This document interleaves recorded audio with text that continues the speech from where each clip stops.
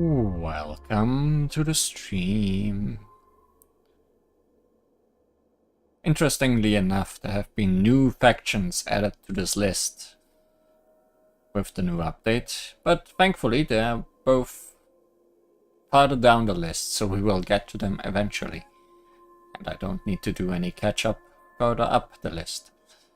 Today, something we have known possibly since the very beginning. The Genius Society, following the erudition.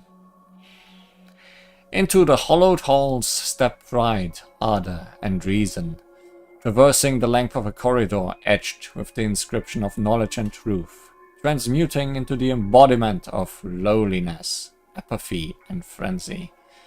Fables About the Stars by Adrian Spencer Smith. Nous stays in a corner of the cosmos, working out the equations of the universe made up of trillions of variables and deriving the unknown laws of imaginary numbers. Once in a while, a spark of intelligence flashes in a mortal world. The Eon of Erudition sends a signal of its source, inviting geniuses to join in the search for answers to the universe. Many people misinterpret the signal, thinking the invitation to the Genius Society merely represents the favor and approval of the Eon. Then they proudly continue to devote themselves to their studies, unaware that the solution to the problems that they have spent their whole life searching for had already been solved by Nous thousands of years ago. There are also those who rejoice, thinking they have already reached greatness and had created priceless assets of civilization with their diligence and wisdom. They were sure that their lives' achievements deserve Nous' approval. These geniuses were eager for a response from Nous, but the erudition had no time to appreciate the insignificant achievements of mere mortals. Their silence was deafening. Only very few can ascertain Nous' intentions. They humbly ask questions and seek guidance from the erudition. These enlightened few then disappear from the world, only leaving behind their world-shattering answers. The answer to the universe is beyond the limits of mortal wisdom. Only geniuses who can clearly acknowledge this conclusion can break free from the shackles of worldly curiosity, becoming true members of the Genius Society. Like Hatter. Today, however, likely not much of that. Instead, there's also new terms. I'm sure we'll come across them eventually. Also, new eons. Interestingly enough. Today, plot of the main plot variety. With a new adventure quest. Devil in Velvet, Cat Among Pigeons.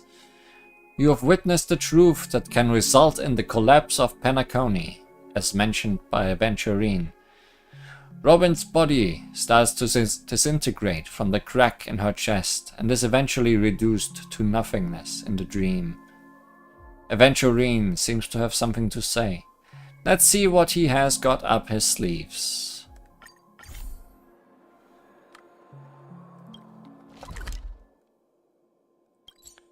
So the last thing we saw was the scene of a murder in a bathroom. But who done it?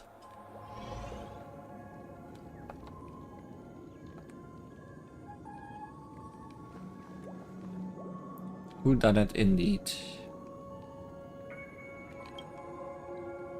Ah, friend. My expression wasn't much better than yours when I first saw this. Your eyes aren't deceiving you. It's her. The famous singer, Robin. But how is that possible? Could Robin actually...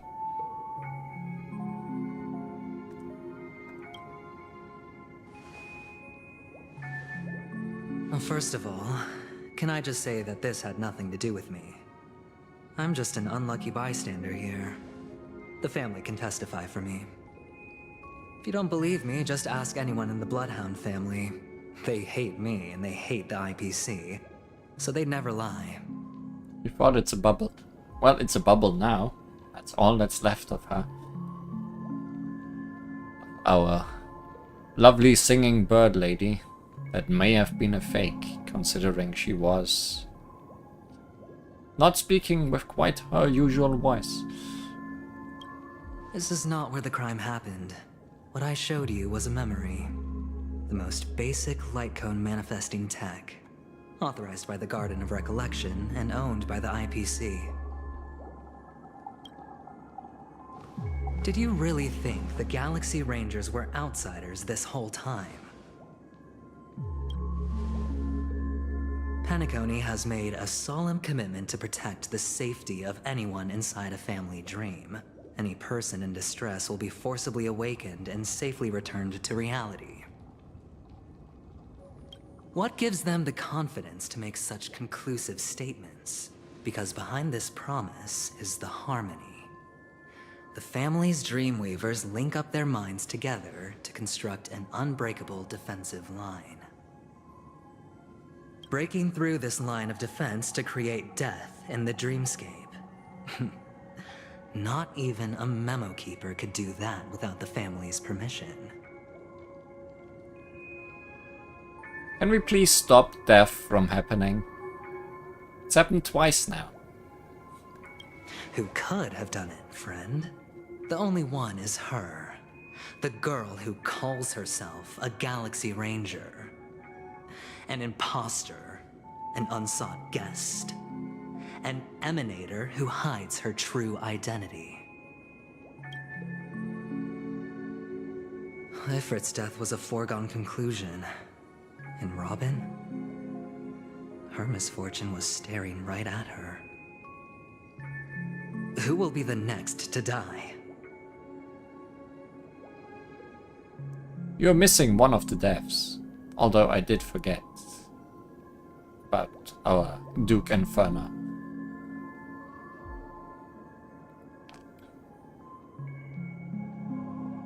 If that's the case, I can't trust anyone.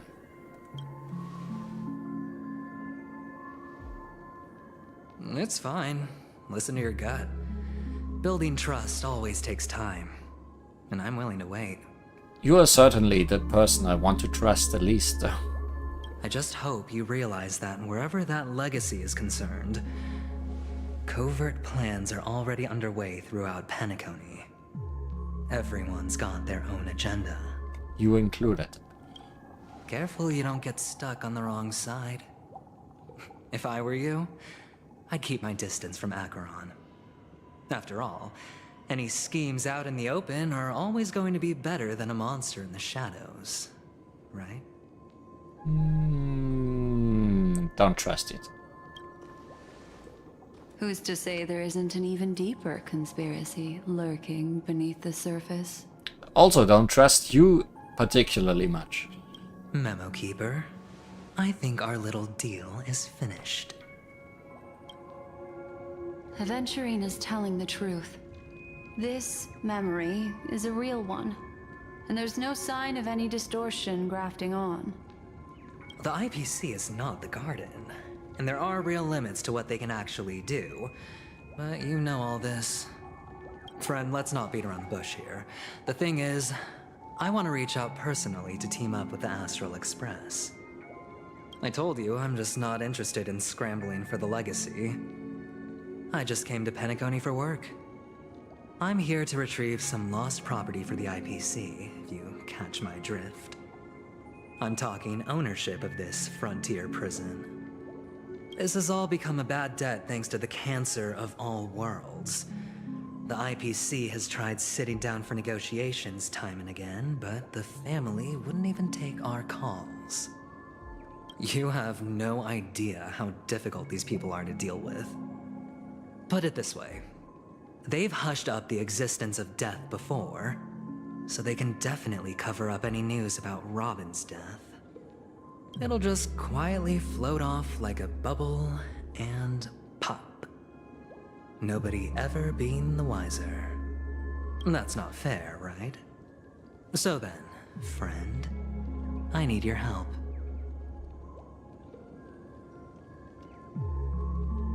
Can't trust you. That's fine. I'm not forcing you. But I'm really not asking for much, so why don't you at least hear me out, okay? I have but only one goal. The family's front door is like a high wall, and to tear the whole thing down, I'll have to dig out a few chunks first. Once I find a weak point, the IPC will have plenty of means. Now we have our chance. So long as we can get to the truth behind her death, we can have justice for Robin. While also gaining a valuable bargaining chip for bringing the family to the table. Truly a once-in-a-blue-moon opportunity. I've been investigating and making lots of friends all over Penacony precisely for this very moment. This tragic news would be extremely bad for the family, so they'll be doing everything they can to stop it leaking, especially to the IPC. But I trust that there are still a few factions that remain exceptions. And that's why I need you all. The reputation of the Astral Express precedes you. And the Harmony will give you the fairest of appraisals. You get to find out really what happened and seek justice. And I get to put it toward completing my mission for the IPC. It's what you call a win-win situation.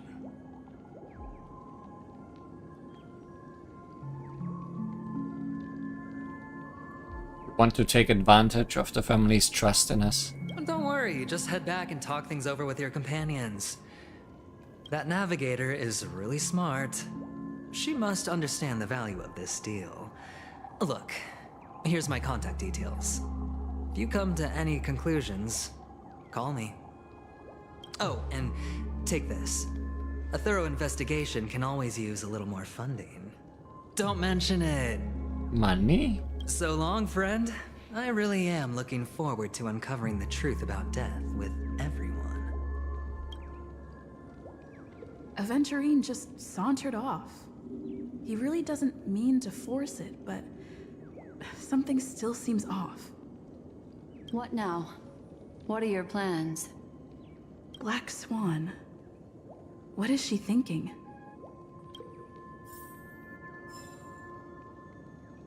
Yeah, 50,000 free money. Sure, I'll take it.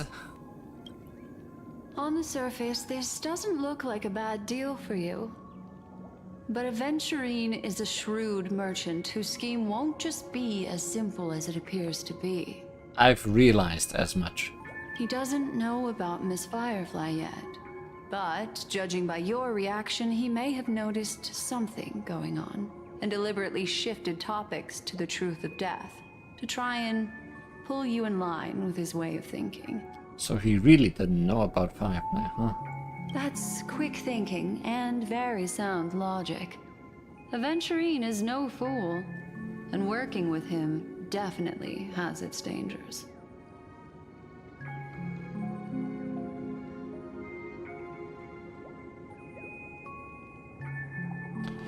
For Firefly's sake, we must get to the bottom of all this. That is something I agree on.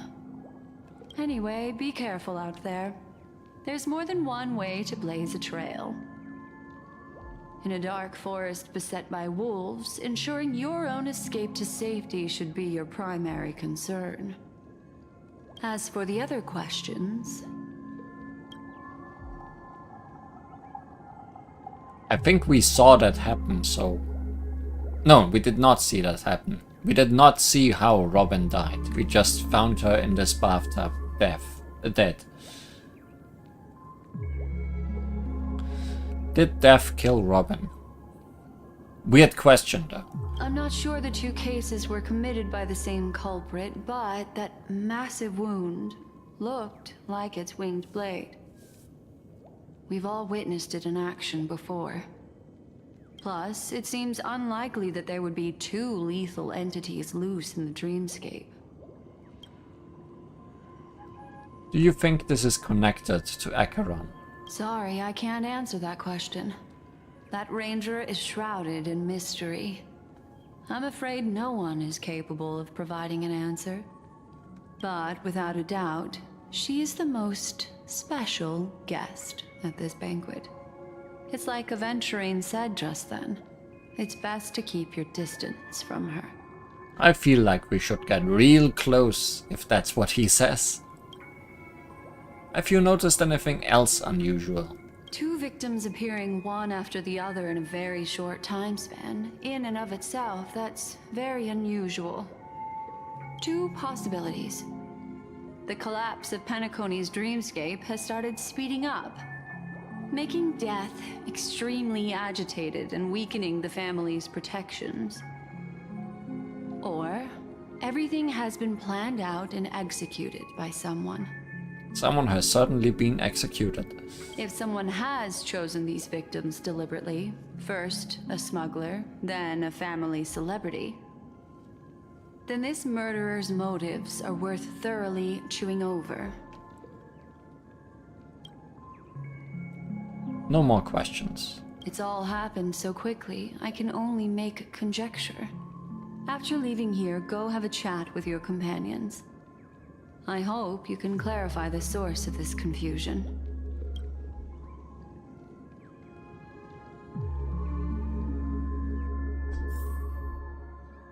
Come, this way. It's a short walk. Don't get lost.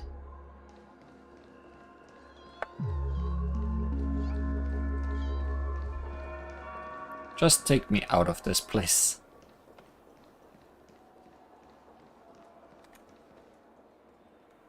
Sorry, there's a sticker here, Black Swan. It's very important to me. Starward Hunter, Sam. One broken candle may still turn into a firestorm.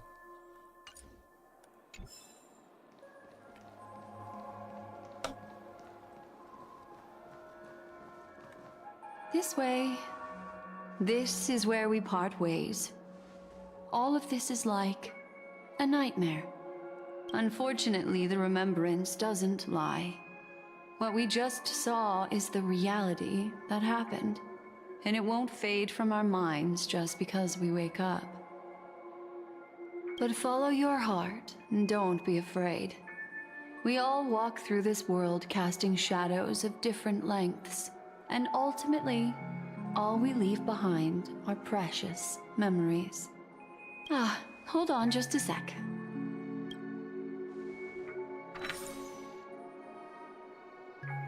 There you go. A small parting gift. If one day you unfortunately fall into the deep waters of the memory zone, and there's no memo keeper to join you, hopefully it can guide you on my behalf. I also pay great attention to the ways of the world. Just think of this as an apology from me for hiding something from you. That's it? Then, I've something private to take care of regarding that Galaxy Ranger. Let's leave things there, shall we? What fascinating memories will you bring for me next time we meet? I sincerely look forward to them.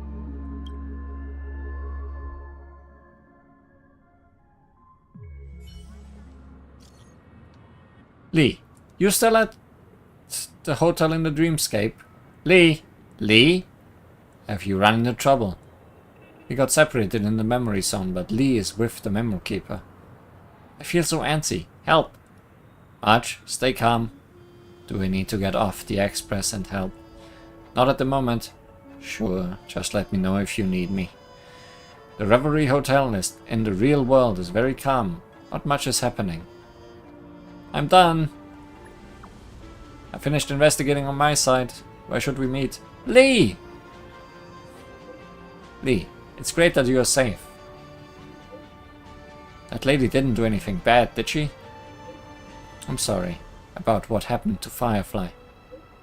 The scene has been cordoned off by the family.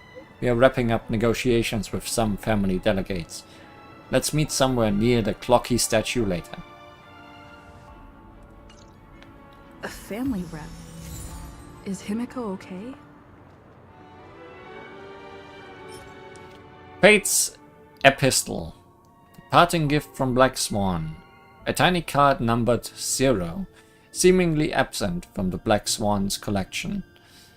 In the card art, she casts her gaze into the mist of destiny. One day you have unfortunately sunk into the memory zone's deep seas without Memo Keeper by yourself. It will guide you out on my behalf. Surely that will not come in handy.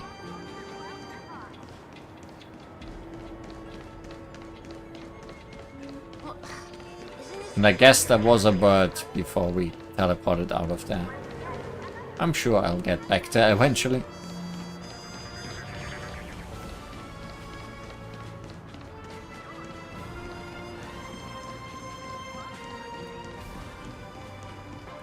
So much has happened. I should take a moment to gather my thoughts and wait for everyone to arrive.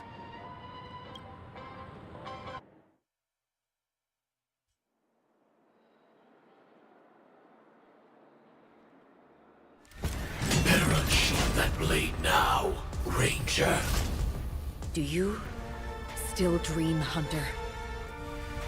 Of those slain by your hand?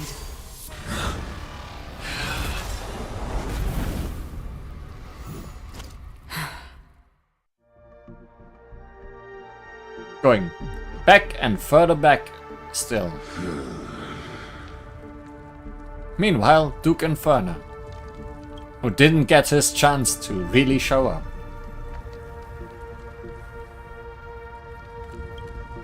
It appears the outcome has already been determined. We're still alive. As are you. We still have room to make a choice. Leave the music box behind. And then go. Choice. The bloody trail of the destruction leaves no room for hesitation. The Taurus Fire Demon. Even if you sacrifice your life for that Eon, you won't get special treatment. Ranger, you tread the narrow path of the hunt. You could never understand. We come from the fire, and are born bathed in fire. We spread, burn, and destroy, until all the kindling has burned out and we leave only ashes on the ground. Burning forms the entire life of a fire demon, from the beginning to the end. We are born to die, just to put into practice a profile of another universal truth. All things are created for the destruction. Your companions don't seem to think so. They fight for your chance at survival. They are my children, and just as I was, they are flames that have yet to burn white hot. They're still young, and I don't blame them. But my flames are faint, and time is running out. Can you see the planet of festivities in the distance? I plan to bring Purgatory with me there, and before that, I must surpass you. Why? Because on the path they have forged, you have traveled farther than I have. Emanator.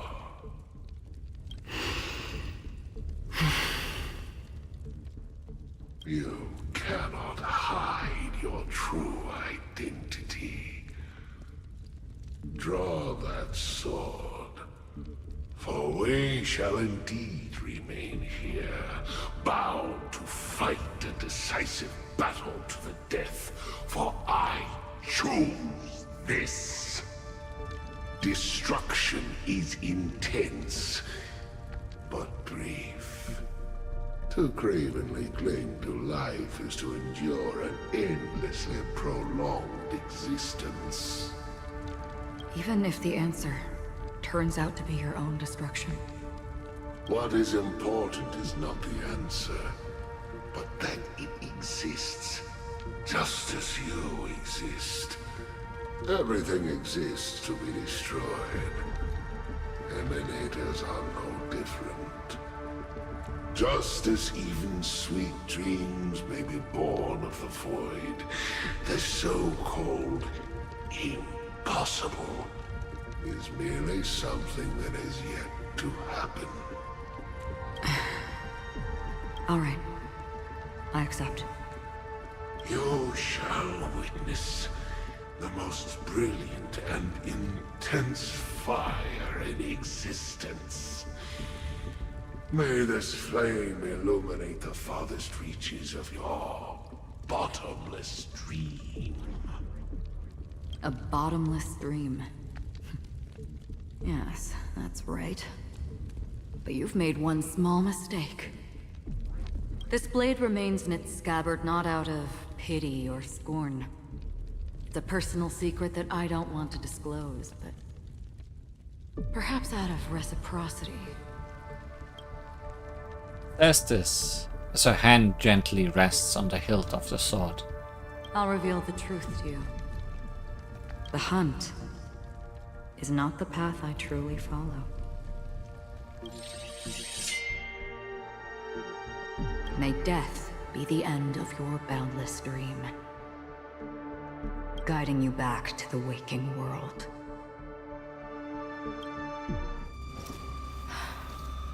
I still see them in my dreams. Hold it. Your time hasn't come yet. My time. I've seen many clever disguises that can conceal appearances, but they can never cover up who a person really is. And you're no different. You had no desire to kill the Trailblazer. You only did what you did to drive me and the Memo Keeper away, but why?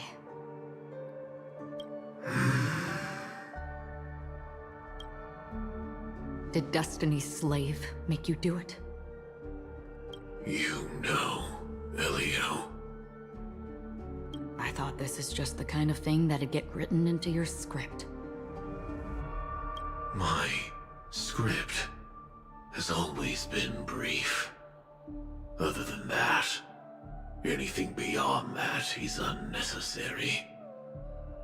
He knows my nature.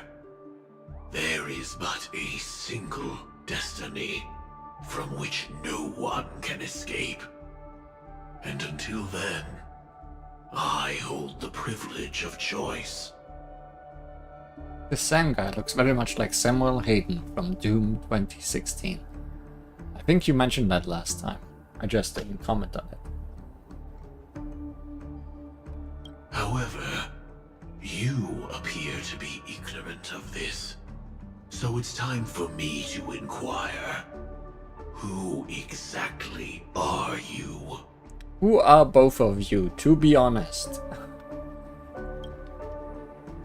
Not your enemy, perhaps. That's not what I asked. I don't deserve your curiosity. Loners wandering the cosmos always have their secrets. Take me.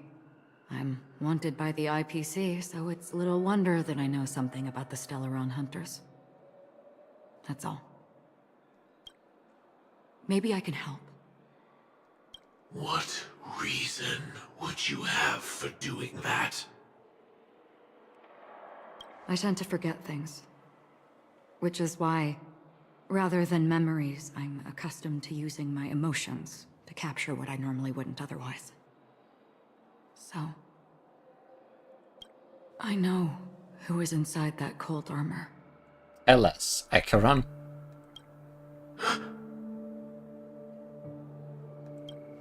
How about it? Ready to take off that armor and sit down for a talk?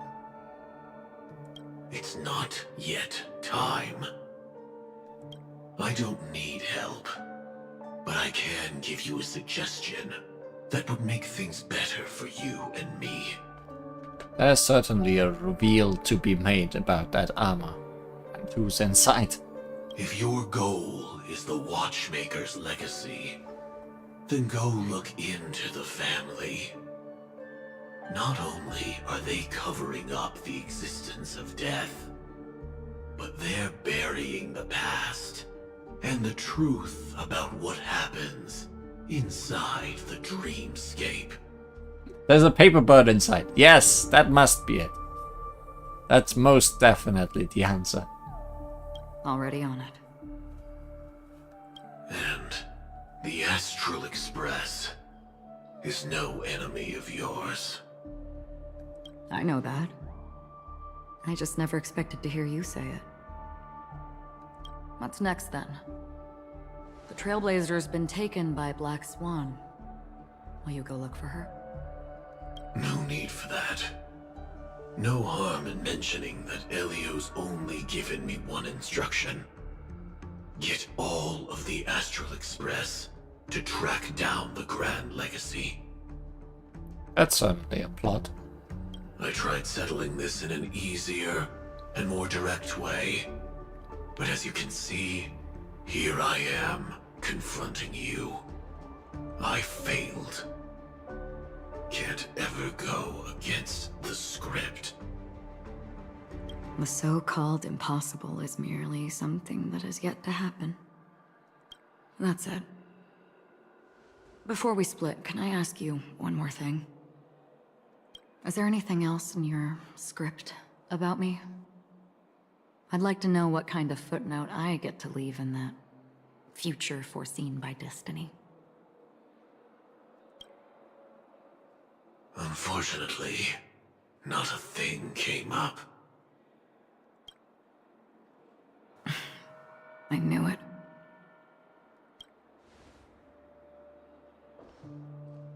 Hang on. I don't. Don't. What? Your first question was, do you still have dreams about everyone who died because of you? I don't. Never have. I was born without the ability to dream. I live for this cold, harsh reality. For a little light. And to burn. To keep on burning. Until I turn to ash. Are you Firefly? Because you are burning like fire. And you appeared right after she disappeared. I really envy you. Is that so? Then you're already living in the waking world.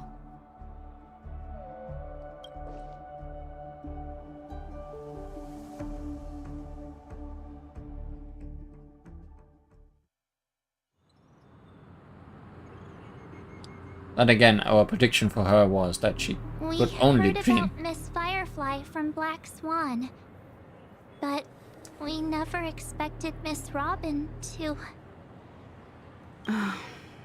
I'm sorry that I couldn't be with you then. Reality cruises on in serenity, while undercurrents bubble up from the dreamscape.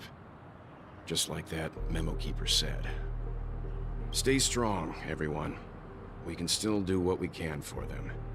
Starting with finding the murderer. Let's recap everything then. The Trailblazer just reminded me of something. March, do you remember what that family rep who negotiated with us said? Indeed, we trust that the Nameless has nothing to do with this. And we also beg each of you to help assist the family in verifying the identity of the deceased. That's how it was put, in reference to Miss Firefly.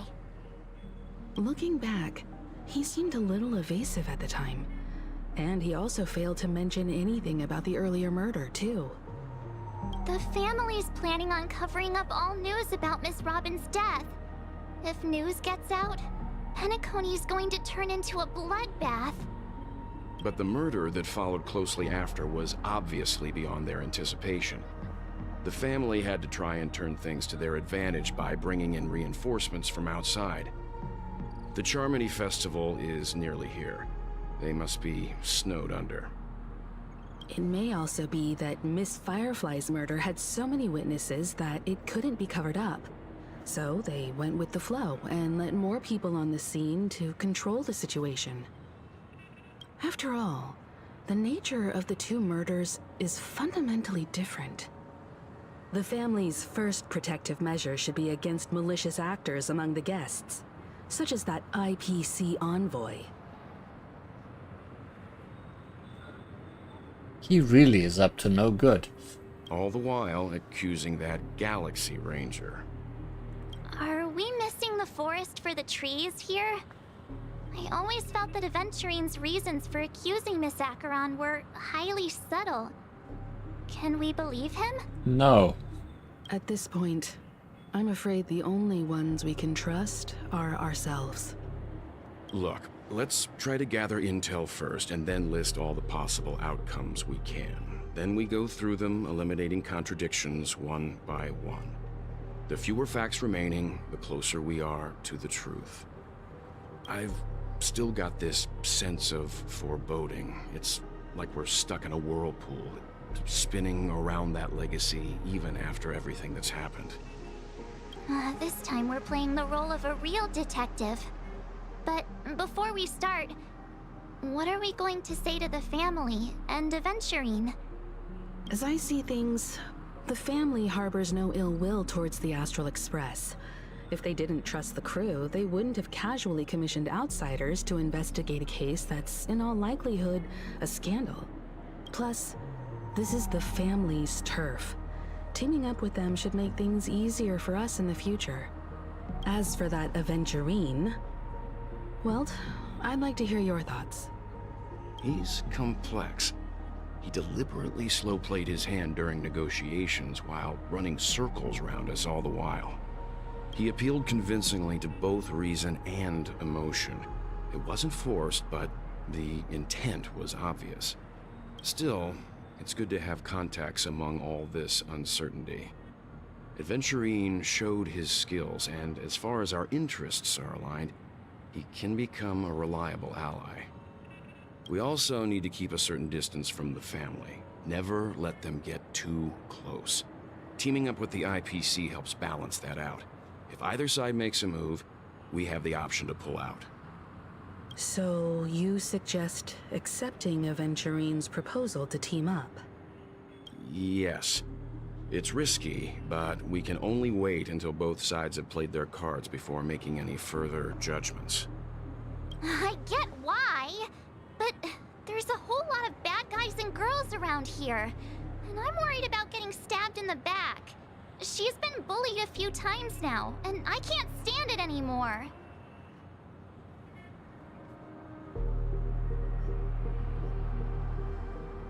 Ooh, you can bully me whenever.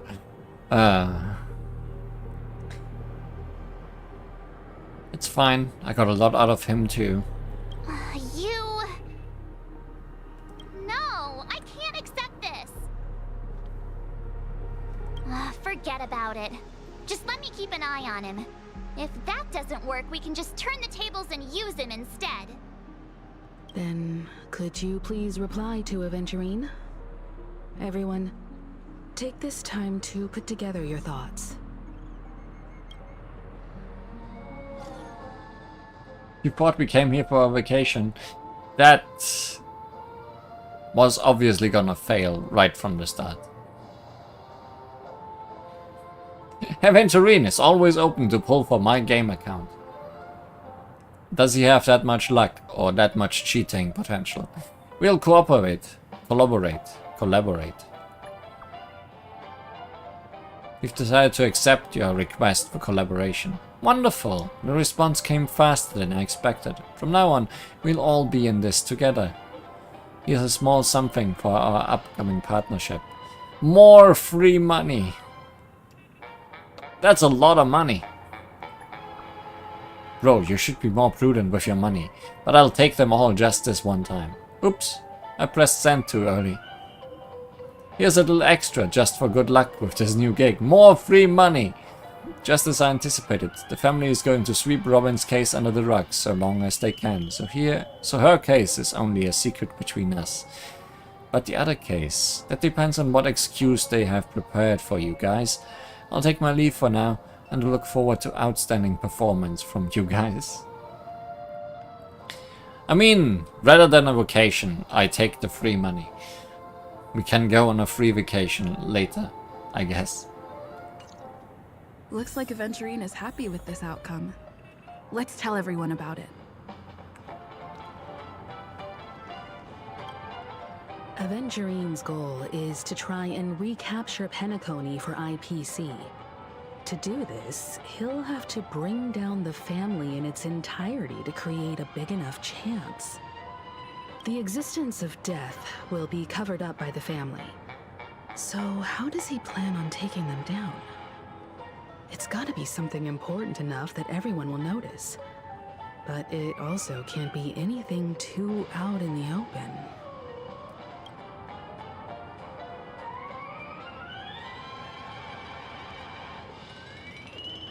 Pepsi's going for Acheron.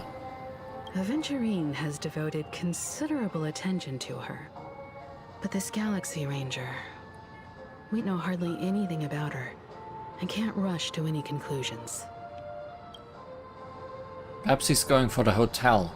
An attack on the hotel guests? Unlikely. Penacony's guests include quite a few bigwigs known throughout the whole cosmos. People who not even the IPC would dare take lightly. Aventurine is a shrewd merchant, and there's no way he doesn't know that. Perhaps he's going for us. I was also considering this possibility. Especially because he respects you so much, and has sought you out before a few times. Perhaps he's also unsure of your intentions and is probing you. Or for the family. He's definitely going for the family, and it's just a matter of how. The harmony is strong in Penacony, and almost impossible to take on head-to-head. The fact that the IPC dispatched Aventurine shows that they do not intend to simply play by the book here. No conclusions can be drawn just yet. I'm just speculating. In any case, we have to be careful when handling Aventurine. He's skilled at reading people and discerning the right moment to strike. Also, he's clearly a born gambler if he's willing to go all in to win.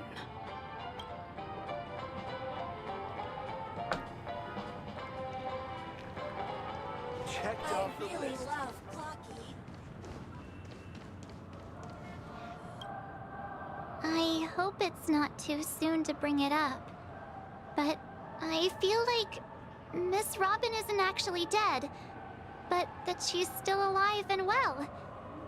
Somewhere. That everything's just some horrible prank. I mean, wasn't it just a dream?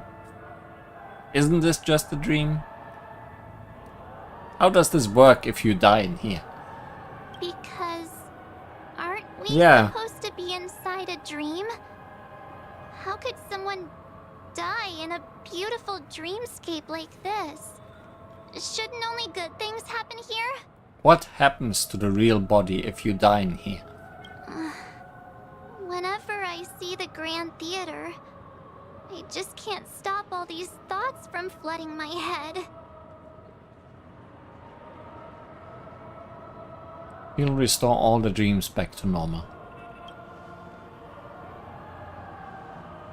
Yeah, of course. At times like this, we're so lucky to have our crew. The family and the IPC. Everyone has their own plans going on.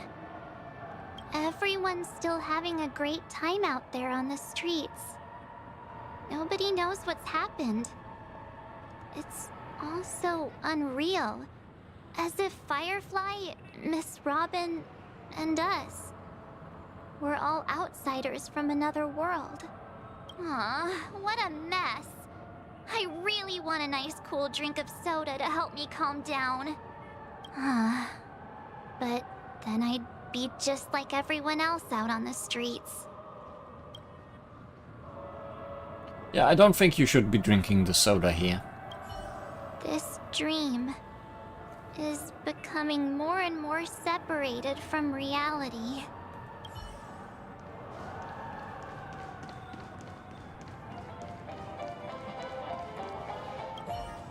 If Aventurine wants to bring down the family, he'll have to create a big enough chance. After everything he's done so far, what is his goal?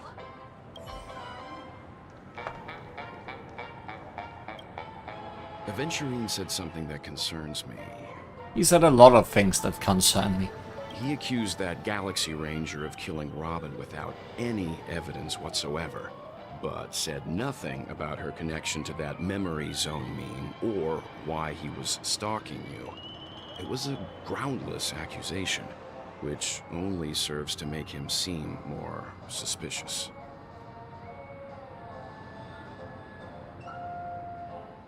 Does he have other plans? Maybe Aventurine's goal was never to gain our trust. Maybe he wanted to foster a feeling of enmity towards Acheron and make the situation more volatile.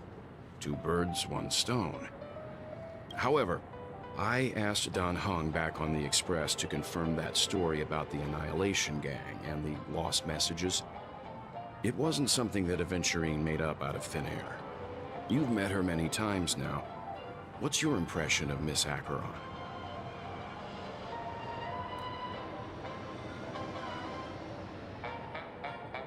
Weird, I can't seem to remember. She's a very powerful woman. Weird, I can't seem to remember. Seems we're being forced to not remember. That fits the stereotype of a Galaxy Ranger to a T. They're eccentric, unpredictable, and fond of being alone. No wonder she's a suspect. Looks like Aventurine doesn't need anything else. Let's turn our attention to the family's assignment for now. Himiko, what do you think? Among our current clues, the two murders that she witnessed are the most directly connected. I suggest starting here. One thing I'm curious about is, if a person dies in a dream, what happens to them in real life?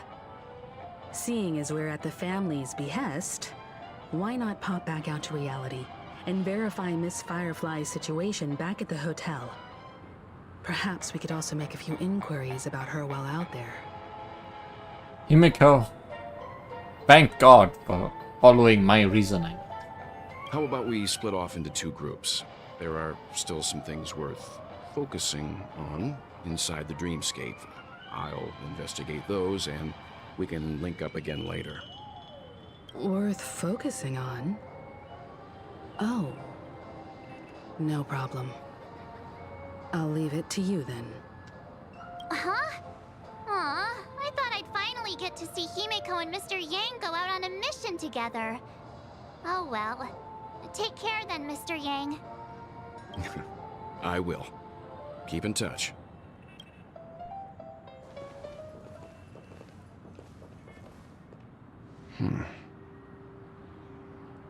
Honored guest, could you come out for a second? Oh my.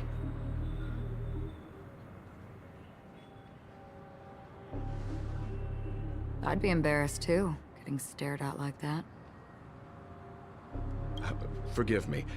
My name is Welt Yang. I'm one of the crew members on the Astral Express. I believe you've met my colleagues. Welt. Is there something about my name? First, don't you want to know my name? I already do, Miss Acheron. You're a prominent figure in Penacony. What are they saying about me? Some claim that you're the real culprit behind these murders. that the Annihilation Gang's tragic fate at the banquet was a result of your blade. And that you're now attempting to unleash another bloodbath on Penacony. The Annihilation Gang. Ifrit of Everflame Mansion. Tragic fate. That Duke turned his dying body to flames and sacrificed his life as a martyr. He was a determined and heroic pathstrider. Not even a villain should be disparaged like this. And what's more, there were plenty of suspects invited. Do they really think that a blade is more dangerous than that black hole you're wielding? Keen intuition. Not even the family managed to point out the truth behind this cane. So you must surely know, Miss Acheron, that peering into a black hole is not a wise move. As a potential threat, your knowledge of us has reached uncomfortable depths. She might just know you very well. Reveal your true identity and intentions. Otherwise, brace yourself for gravitational disintegration. That shouldn't be necessary. But if it makes the Nameless feel less defensive, I'll be happy to abide. Believe it or not, Galaxy Ranger, Acheron. Those are the names I go by to this very day. My trip to Penacony is solely to fulfill an old, final request. I'm here for the Watchmaker's legacy. And that's it. I think I've been honest enough. Still unwilling to reveal your true identity? It's not that I don't want to. It's just that I can't. I've come so far, and I can't sum up all of that in just a few words. Everyone has their own unspeakable past. Secrets that they don't want to be revealed. And I won't be asking any more questions, such as why the Astral Express is roaming around the cosmos with a Stellaron on board.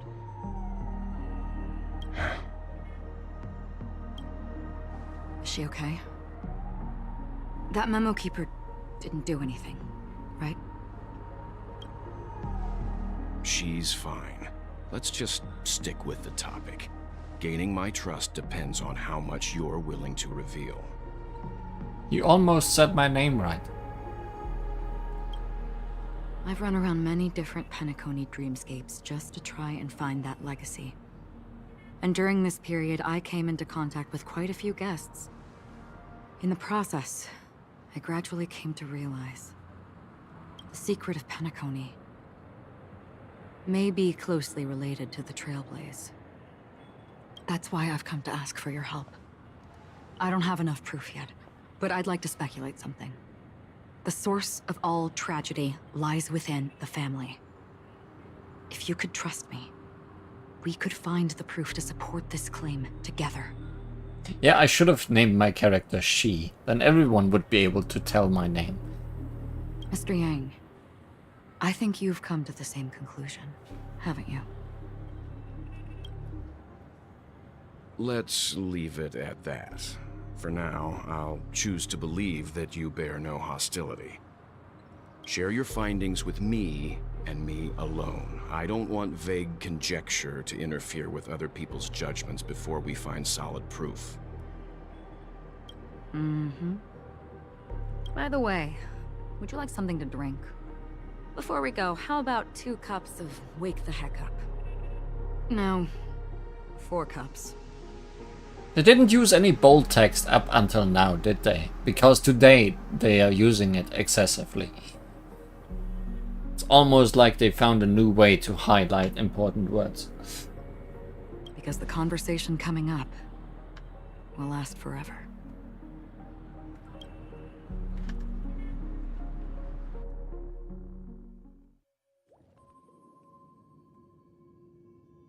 That's a very bold move. I've been watching her closely for a while now, and the first invitation was in the banquet hall of the hotel.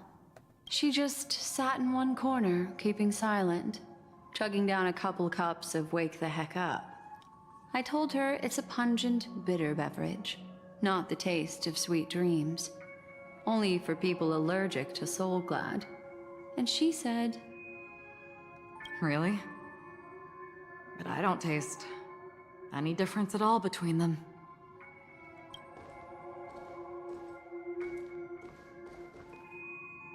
the guest rooms are charmingly minimalist. An aesthetic you share, Miss Acheron.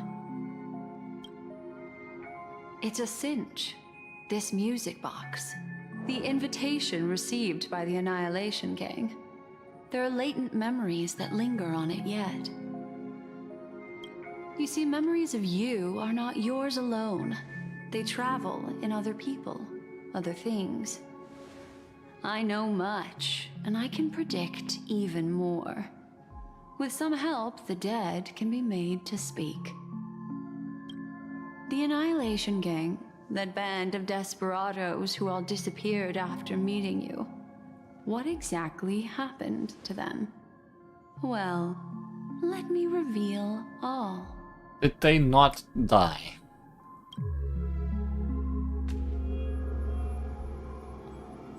Gradation 12. Dreamscape 12. Father, I dedicate this to you. Well done, Dubra. Wherever they go, shall be met by annihilation. There it is. It's hazy, but it's Ifrit's voice.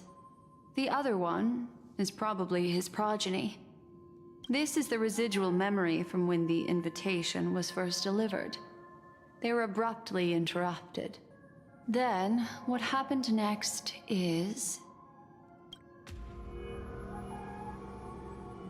They sought refuge in a land of sleep, merely wishing for undisturbed rest away from the storms. Children of the flame, this marks your rite of passage. She won't be necessary. I alone am enough. When have thou, on the path of destruction, feared death? The Everflame Mansion has set out on a journey. Those poor people, they have no idea what lies in wait ahead of them. Memory recovery is going well, but slowly. She'll be here soon, and time is short. There's nobody else here, so there's no need to be delicate. In fact, I think I'd better go all out.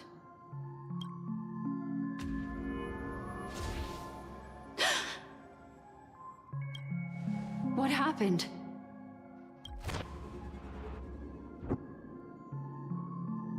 Understandable. The memory after that is blank. How is that possible? This music box fell into Acheron's hands, and she brought it to Penacony. That's a fact, and that's how it should have gone. But along the way...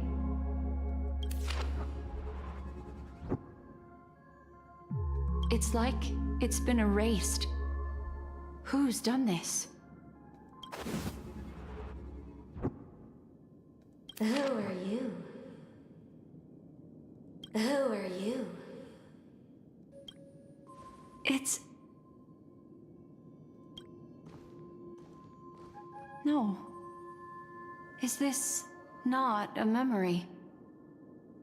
Oh, a memo keeper. Do you serve the Garden of Recollection? Or the Cremators? My name is Constance. A pleasure to meet you. We were supposed to meet in Penacony and spend an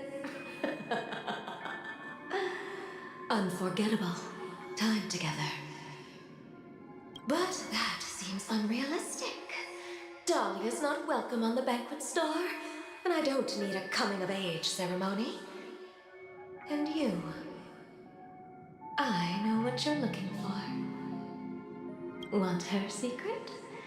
I can give it to you, and then you can enjoy the banquet for me. I wish you Unforgettable memories. Oh. A phone. Wanna listen in?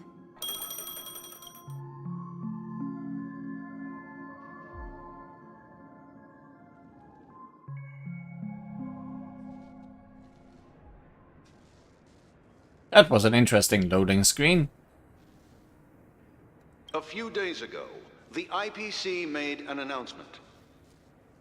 Under the watchful guidance of the Marketing Development Department, and in accordance with the Interstellar Peace Charter, the independent Sigonian sovereignty has hereby been established, and shall take a legislative seat at the Interstellar Congress. The formation of the Sigonian sovereignty is of great historical significance to the Sigonia system. This move puts an end to the planet's long and bloody history, turning the sensational Kataka-Abjin extinction event into a distant memory. Sigonia 4 is located in an unclaimed zone at the intersection of the Denise, Prothean, and Dorneau star clusters. The planet's surface environment is known for being extremely harsh, constantly faced with the threat of impact from small-scale celestial objects.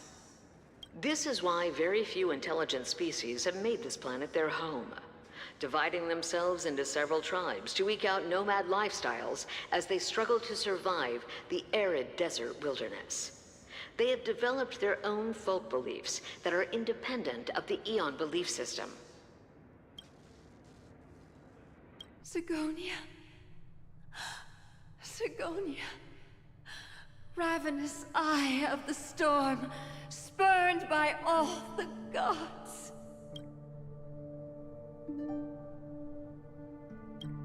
Land of rock, but not water. Lightning, but not rain. Blood, but not tears. You beat us with your falling stars. You lash us with wind and storm. You chew us up with the cracked earth. You promised us a land of honey, yet yoked us beneath a sword of bitterness. Oh, Gaiathra Triclops, if thou can hear me, please open up thy 3 eyes and gaze upon this child.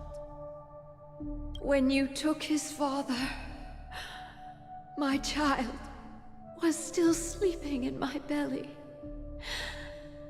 And where my husband went, I too soon must go. I don't ask for a peaceful death. Just for you to tell me, does the baby swaddled sweetly asleep? Does he dream of his mother's heartbeat and the sound of falling rain? Please tell me whether this life is all just a fleeting dream. Otherwise, why would this child be born to face impending death? Mommy! Mommy! Mommy! Rain! It's raining! Raining?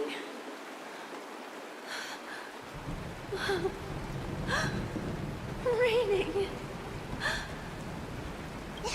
It is raining! It's true! Those Outworlders weren't lying to us. They really did summon the rain. Mommy, we can leave here. We can go back home.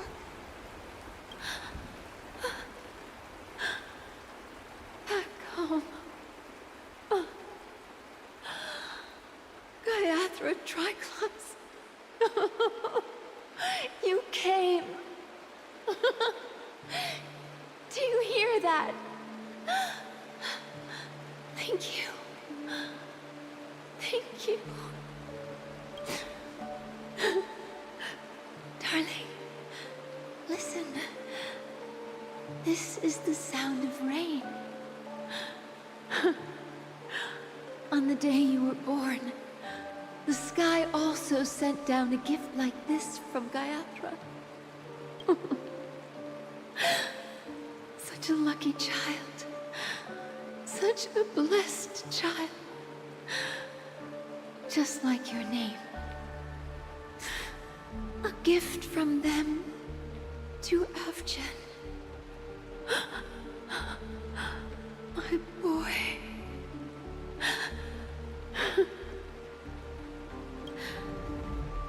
May the goddess Gayatra close her eyes 3 times. Boy. I'm assuming that's Aventurine. Keep your blood eternally pulsing. Let your journey be forever peaceful. And your schemes forever concealed. Especially after this line. Welcome to this sad world, Kakavasha.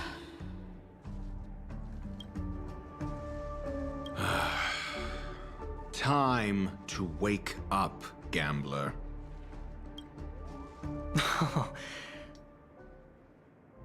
Oh, heavens. I must have drunk too much Soul Glad. Didn't expect you to be back so soon. How is it? Find anything? Just as you guessed. Nobody outside knows about Robin's death. There aren't even baseless conspiracy theories. They're still streaming the rehearsal for her ceremony. Using a stand-in, I guess. They must be dreaming. Of course. Who could imagine that death would actually descend upon the idyllic dream created by the family? Let alone that the victim would be the female lead of the Charmony Festival. To be honest with you, I didn't believe it. I even tested it a few times myself. Until I discovered that I couldn't actually die. Whenever there's any danger, I'm forced awake by the dream pool, and it's all as if everything were just a nightmare. That's why I'm convinced that there are a few big secrets lurking behind the scenes. Interesting. And again, our first entrance into Penacony was falling from very high. So us stopping that one person from jumping from a building in their dream, I guess, wouldn't have led to anything. Then you must have heard about the Memory Zone meme. When I graciously deigned to establish connections with the Oak family on your behalf, they were quite in a pitiful state of disarray. Besides Robin, there was another body. I don't know the exact details, just that it was a stowaway. 2 murder cases? I told you something seemed off about the Nameless. Oh, she must have come across the other one. This murderer is a psycho. But I have to admit, the case should be easy to crack. We can leverage the family's malfeasance and let the IPC use this as a reason to intervene. It's just that their trickery runs deeper than I thought. Robin's stand-in was all ready to go. These 2 murders are definitely getting hushed up. What should we do? Let me think. It's too rare an opportunity to miss out on, so I gotta be careful. Incredible, gambler. Have you already exhausted your limited repertoire of tricks so soon? There are plenty of chips, but it'd be best to choose carefully. The most straightforward has to be Robin. Remember? That masked fool once told me to find a mute as a friend. Robin is what she calls the mute. She has lost her voice, and while most people can't pick up on it, you and I cannot mistake that sound. Not produced by any voice box, but rather by the resonance of the harmony. If that girl hadn't gone hoarse from singing practice, there'd only be one possibility. Something was up with the family. Or Robin herself. To get to the bottom of this, I tried every way I could to meet her. But she died. Right before my very eyes. A complete and utter loss. Incidentally, it seems to have resulted in your rather undignified arrival on the interrogation stand. There were eyewitnesses at the scene, and the family, in their graciousness, has tentatively accepted your alibi. However, for the foreseeable future, you shall, regrettably, find yourself under the vigilant watch of the Hounds. Well, things aren't looking too optimistic, Doctor. I'm starting to break out in a cold sweat. Do you reckon there's still any chance of a comeback, given how things are? A probability? Yes, it exists, but it verges on the infinitesimal. To phrase it in a manner more befitting the vernacular of Penacony, you're dreaming. But if you simply can't control yourself and want to try your hand, then there just so happens to be a suitable candidate. That man wants to see you again. Who? Sunday.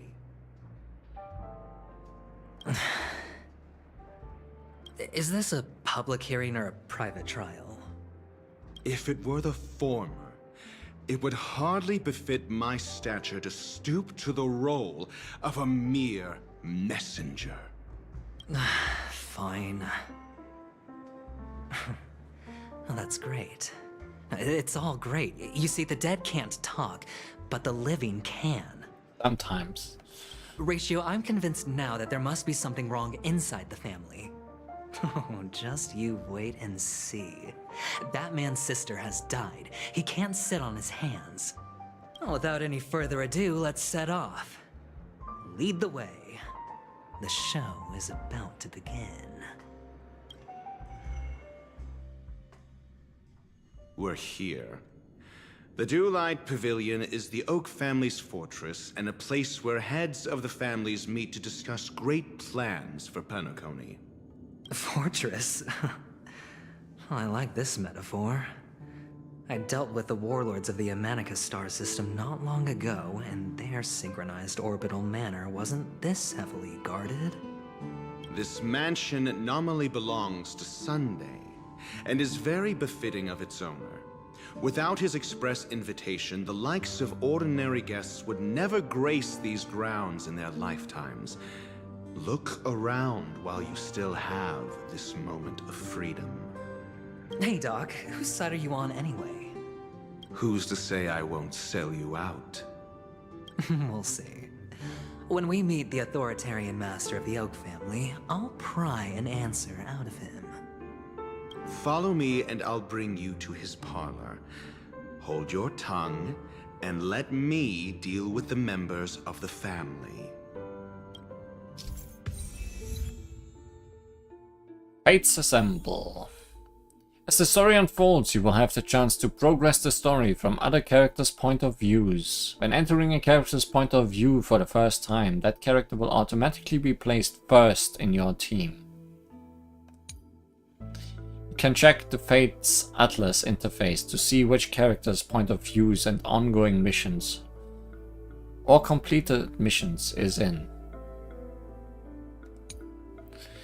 If you need to change your point of view to continue the story, you can select here to enter Fates Ensemble. For more details, please see tutorials. Click here to switch to another character's perspective. I see. It's like I can play as other characters, but also play different stories.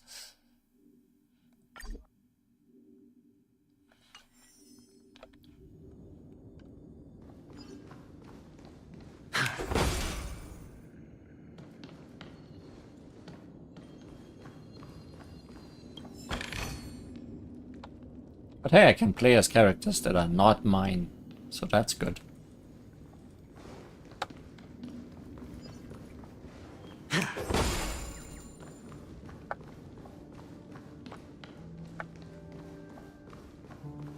Hendrik. Hey, you two! That's a place of business. No entry. I was requested by Mr. Sunday to bring him the suspect. My name is Ratio. He should have mentioned it to you. Oh, I remember you. Veritas Ratio. Your punch virtual particle clock is impressive. Excuse me? The one on your head. Of course, it's nothing compared to my full pocket dimensional annihilating power armor of the Mobile Knights.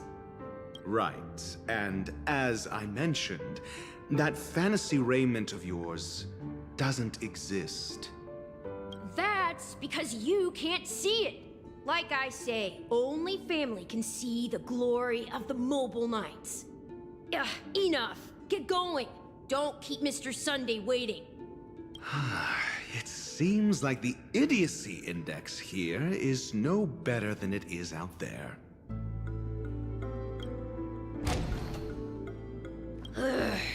Enough.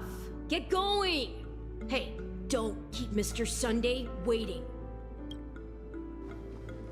But it's not Sunday yet.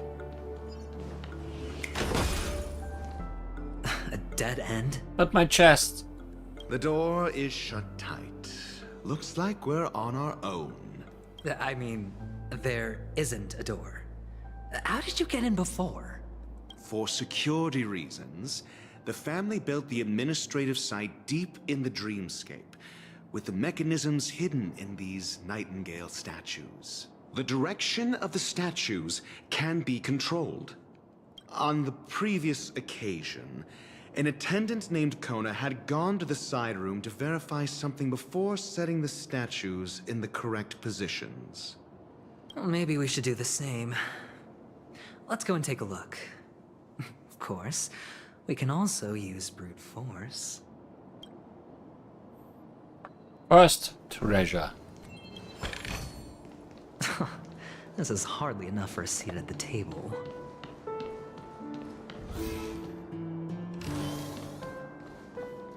Lumion.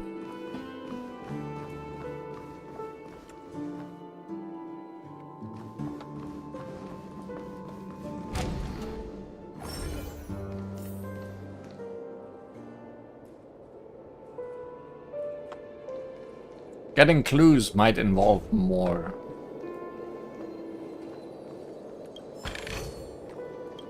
work.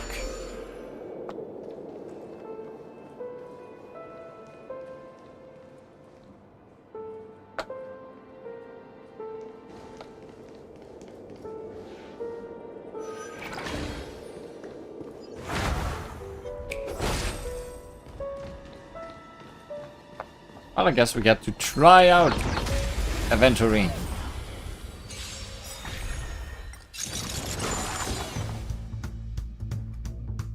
Stay the course.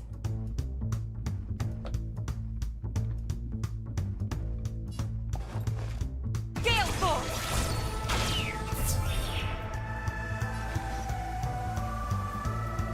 What element is Aventurine anyways? Because if he's also imaginary, then he still fits in the team I made for today.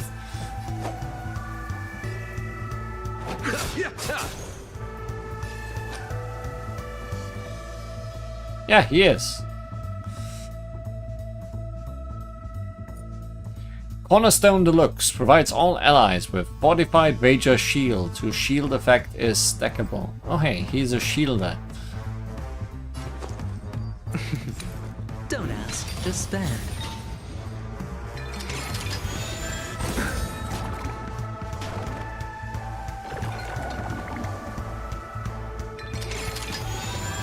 No dirty tricks, all right.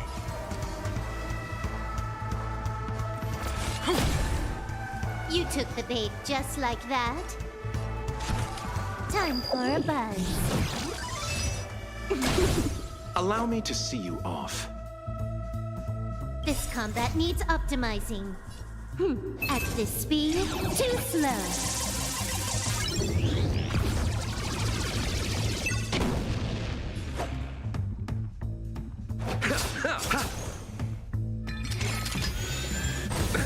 Nothing major.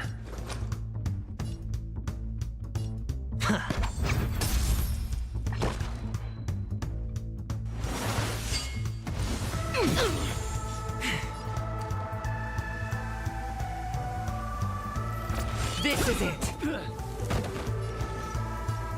Time for a buzz. Time to settle your accounts. Can't lose this one.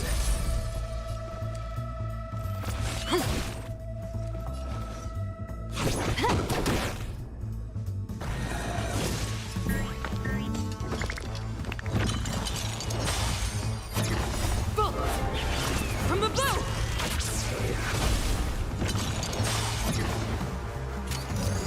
As easy as that. These enemies are weird, constantly switching what they actually are. Time for a buzz. You chose the wrong enemy. I hit the mark. Spend freely. All in.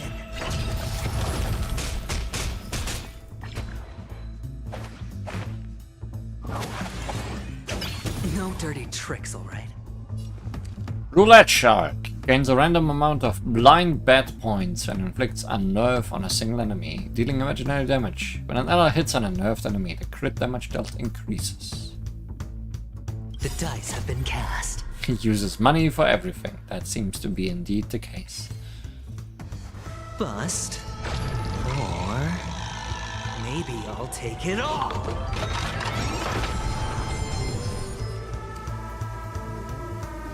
Gale Force! You took the bait just like that.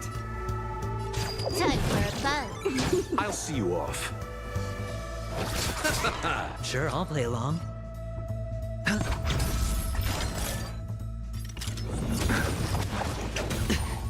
Watch your head.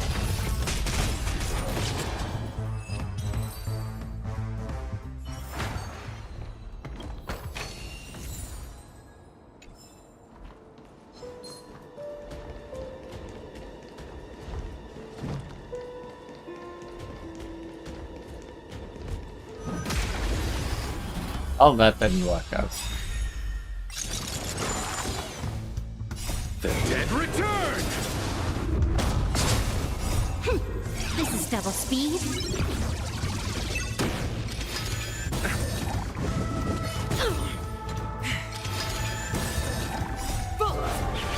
From the boat! It's on me. Gale Force!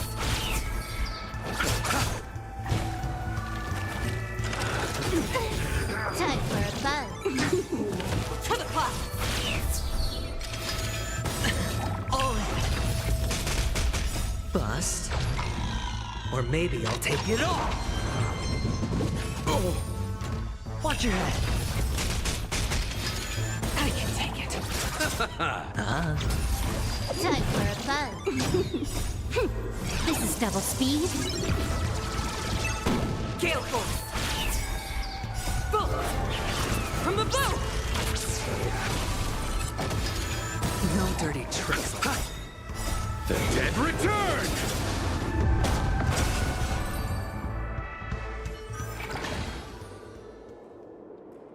It did activate, but sadly too late.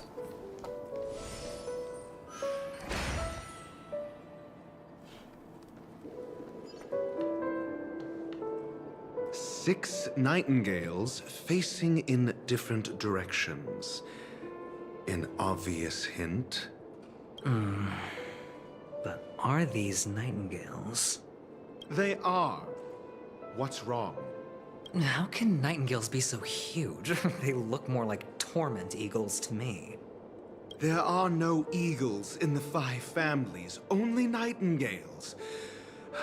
Why am I wasting time with you on this?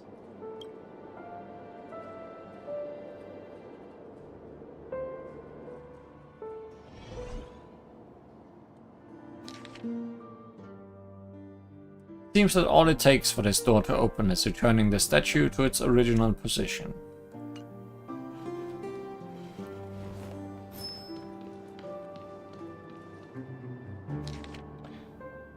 Front, right, left.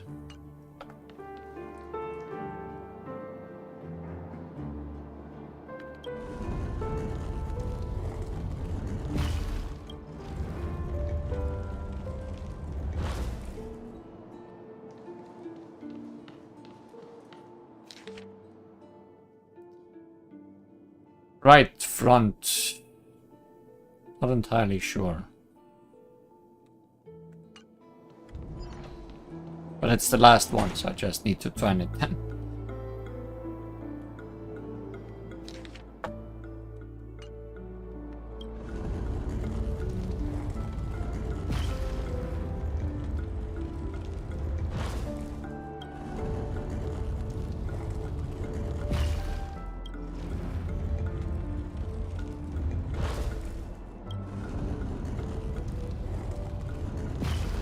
Yeah.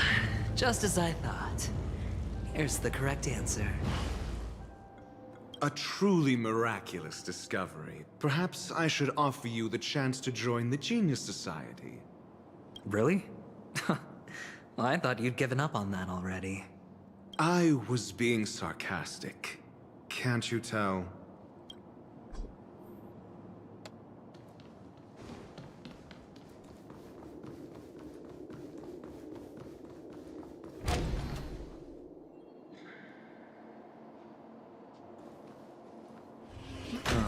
Impressive. So much for Mr. Sunday's reserved, virtuous image. Do you need me to remind you?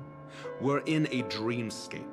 No matter how grand the mansion looks, it'll not affect Penacony. Stop wasting your time nitpicking the family here. Yeah, you're right. The only way to destroy the family is death. Sunday must have thought the same. Let's head down.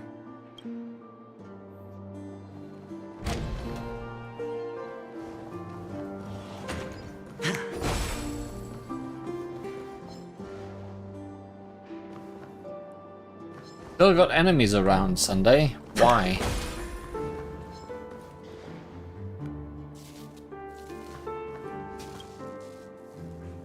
Do you know about Babochka that controls the dreamscape from the shadows?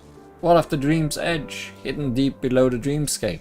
Do you know about the top secret family sacrificial rituals? They have fooled you, dear guest. Come and hear the truth. I shall show you how truly filthy the dark underbelly of Penacony is.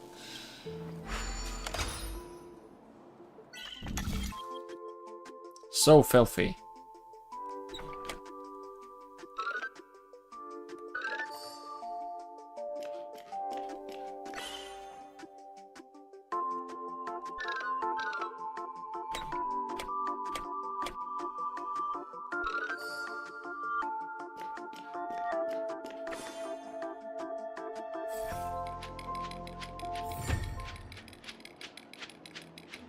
Translation note.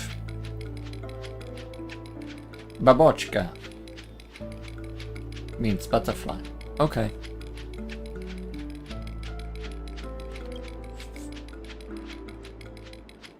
Think about it. These stories are insane, right? How could I have believed such things? I'm sure they're all just conspiracy theories dreamed up by some B-grade tabloid. It must be fake, right?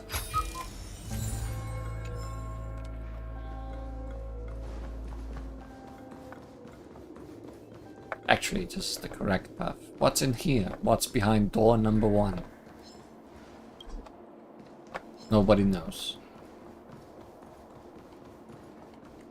That was the second syllable again.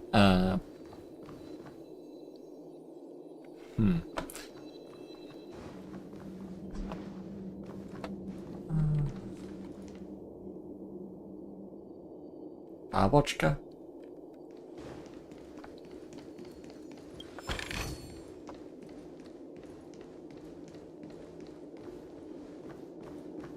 Good. Great.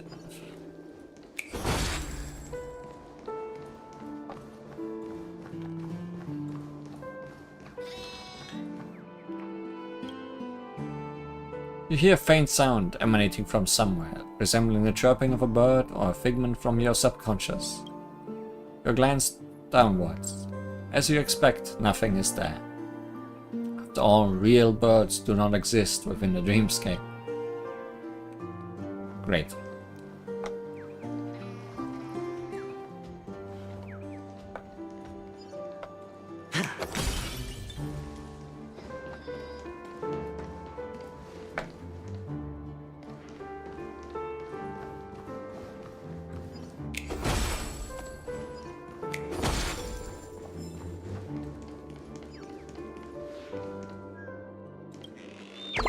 This bird exists, though.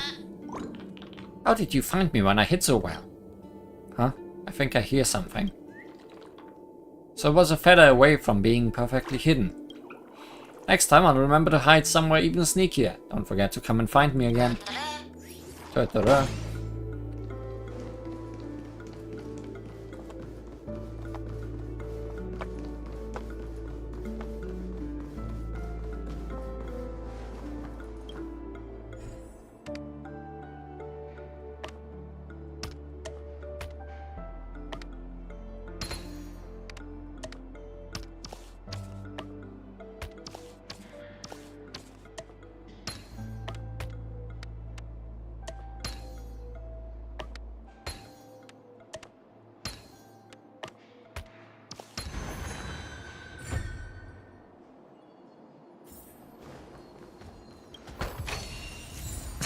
This is hardly enough for a seat at the table.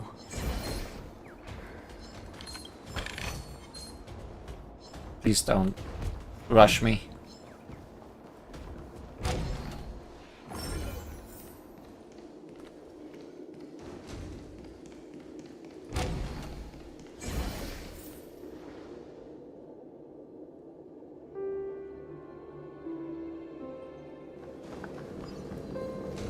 Might be getting off track.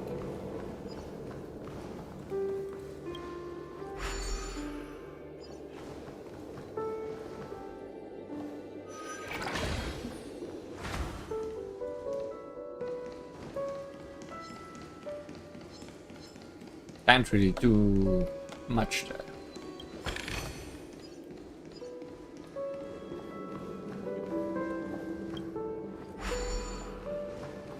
Actually can't do much at all here.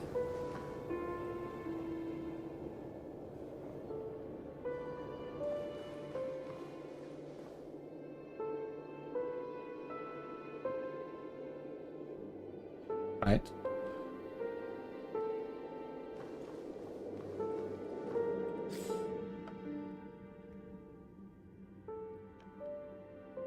Oh, I can possibly go up and above, huh?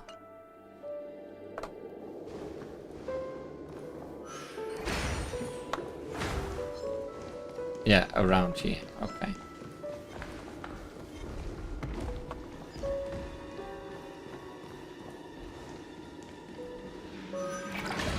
Actual useful maps.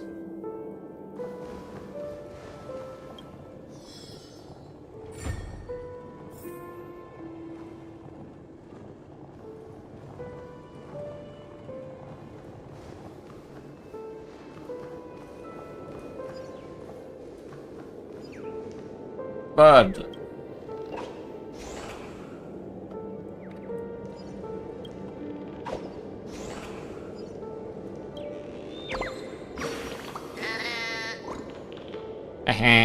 There really is nothing like the feeling of standing atop a high peak. You wish to surmount the highest peak of Dawndew Hut too. I think I hear something. Being the generous little bird I am, I shall cede this fine scene to you. No need to thank me. Farewell, goodbye. I'm off to find my next summit.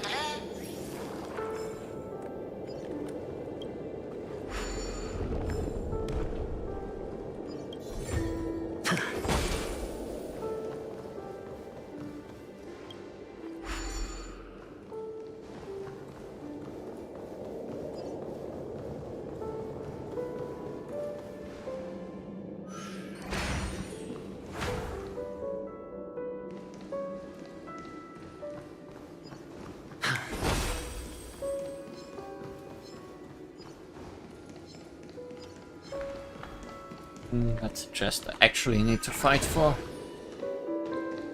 Less interested in that.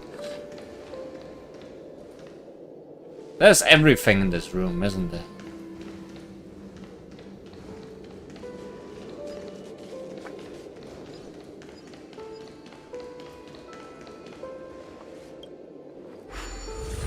All the mini games.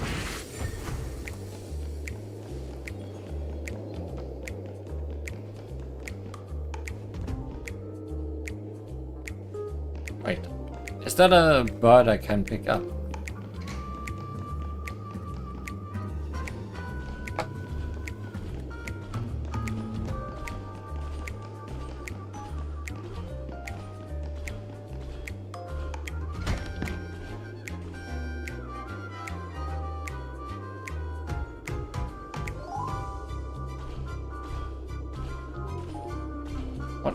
What am we try to accomplish?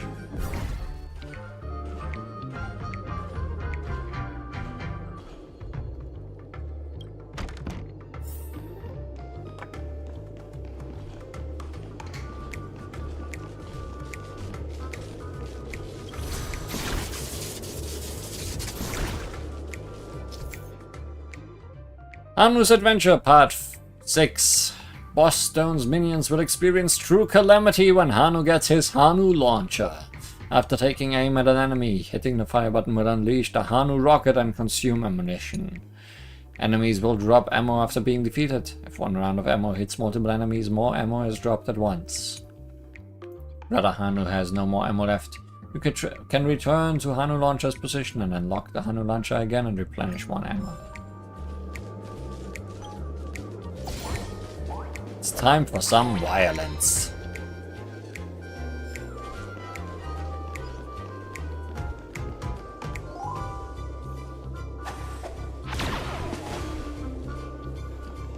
I really thought you would aim where I'm looking, not where you are looking.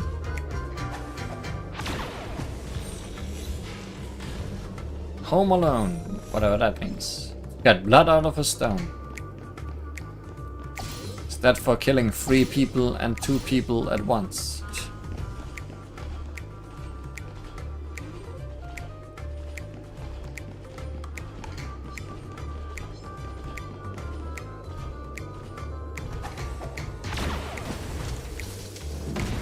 Because I'll do it again.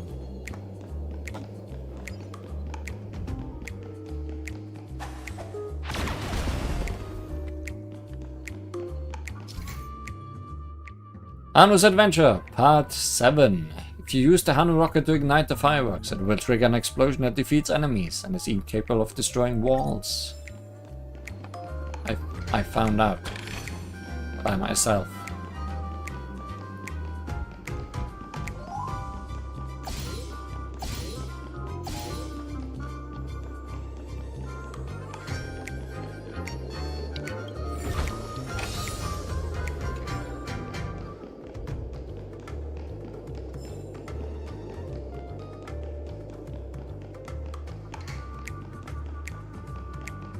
Received a limited edition storybook.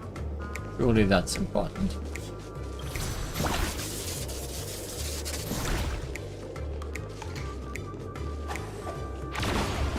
Wow, nice aim.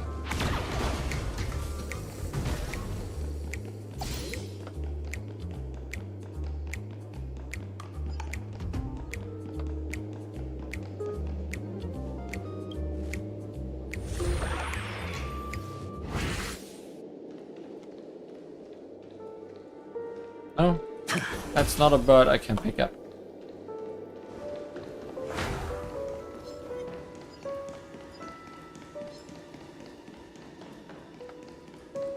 So anyways, am I still missing things here?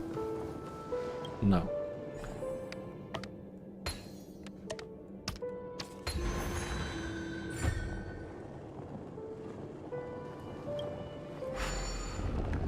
I guess I'm done with this place.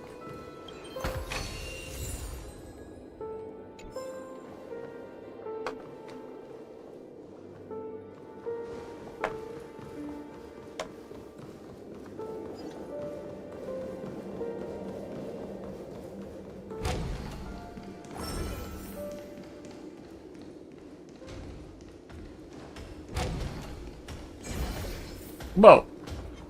Almost ran headfirst into an enemy.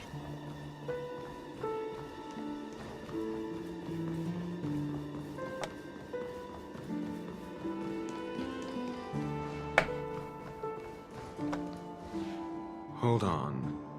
Holding. Huh? What's wrong? Are we heading the wrong way? No, but this door is locked. My friend? Did you really make an appointment with him? It's a trial. You got to prove your worth to Sunday before you can speak with him. If I'm not wrong, we need to find a way to open this door in the hall, or this place will be our prison. In before, the things I just did were required. Just after doing this. Oh, an escape room. My favorite. Get serious. I've no time for games. Let's head back. The hint is probably in that prominent sandpit. Wow. That's an enormous sandpit. I'd love to build a tall building for myself. Once I have enough savings.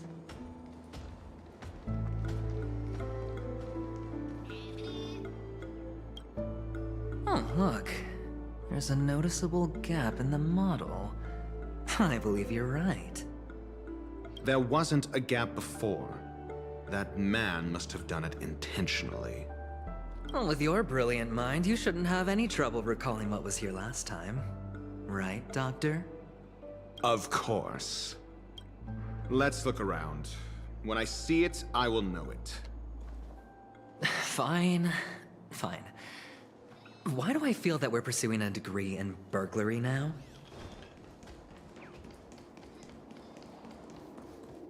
I think that's the best degree.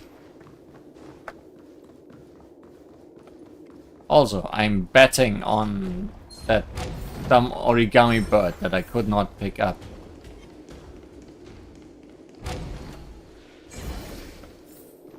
Found it. This is it.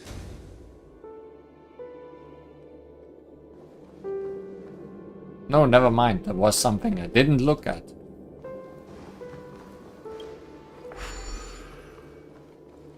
How do we get there?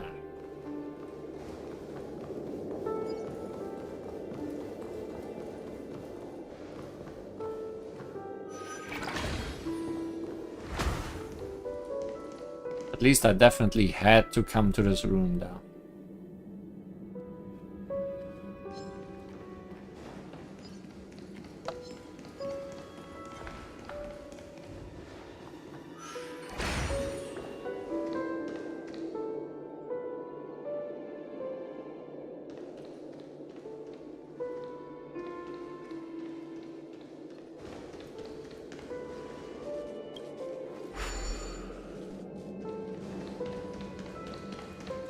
I just didn't keep going after coming here, I guess.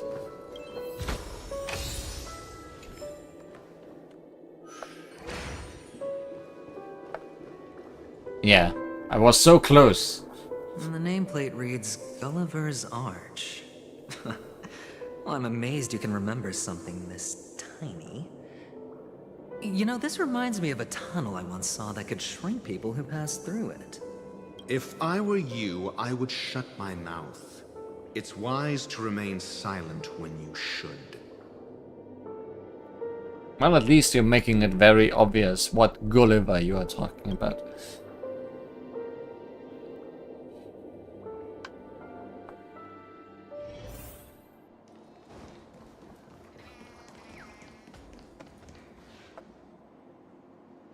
Insert Gulliver's Arch into the slot. Oh, this reminds me of one of those building toys.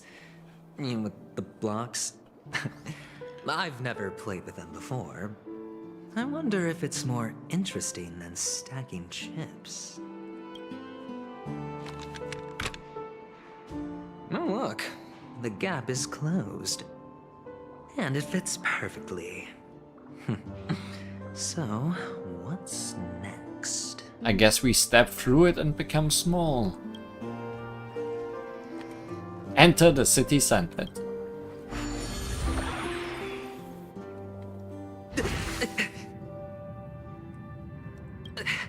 Oh, good heavens. Did I drink? Am I still in a dream? You're in a dream within a dream. Indeed. Oh, Doctor, you're huge. It's me! Down here! In the sand pit! Oh, actually, I think we could make this work for us. Just find a way to slip me into Sunday's collar, and I'll infiltrate the family just like that. Oh, fine. I was just kidding. Let's find a way to open the door. That NPC.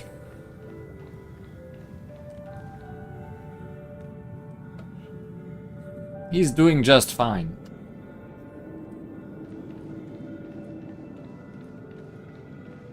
Look, I'm faster than you.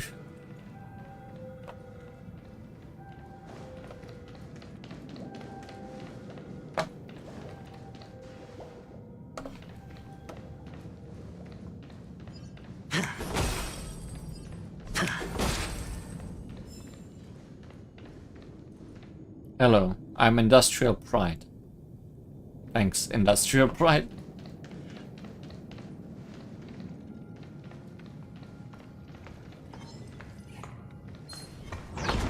Can we not do this?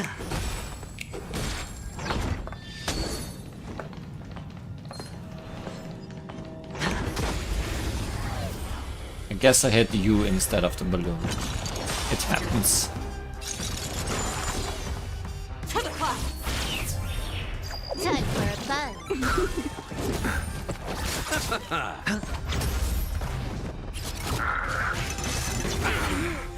Gale Force!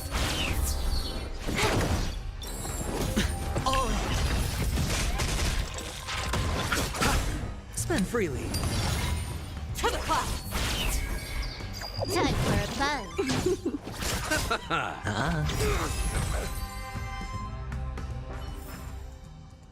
Oh no, I hit the balloon too.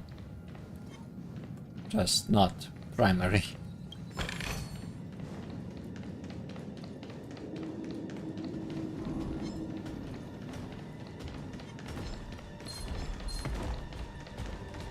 More walking. Can't do that while being attacked by everything around, huh?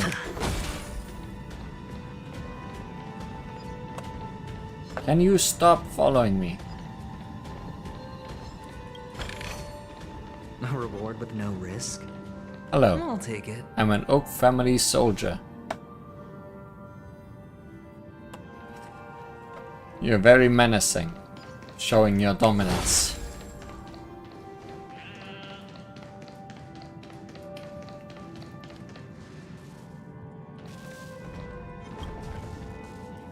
Ah, I'm such an unfortunate clock. My melancholy drains my strength. Just turning my hands takes all of my energy. Some dream tickers die as soon as they are made and don't even get buried until they are scrapped. Unlike clocks like Clocky that have facial features, dream tickers have smiles fixed to their faces.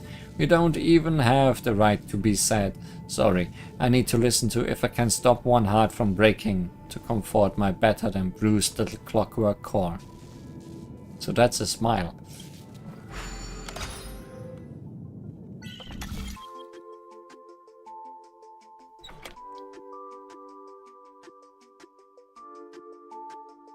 Wait. Oh.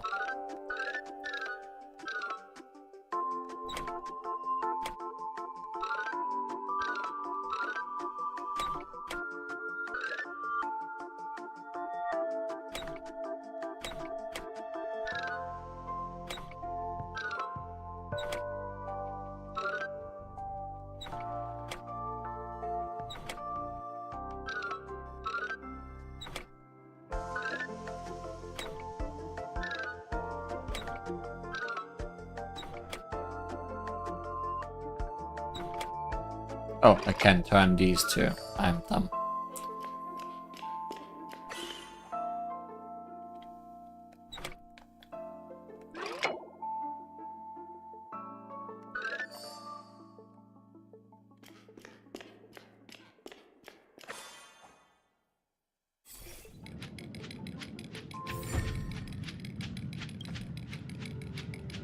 I listen to my song and I feel much better. My little life may still have some hope yet. But I'm going to play some dreamy slots before I get to working hard. Tomorrow isn't too late to make a difference. Panaconi Dreams. Lots of achievements today.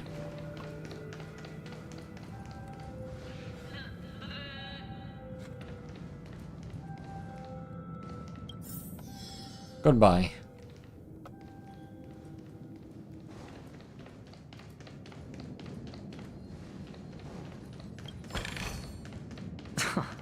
This is hardly enough for a seat at the table.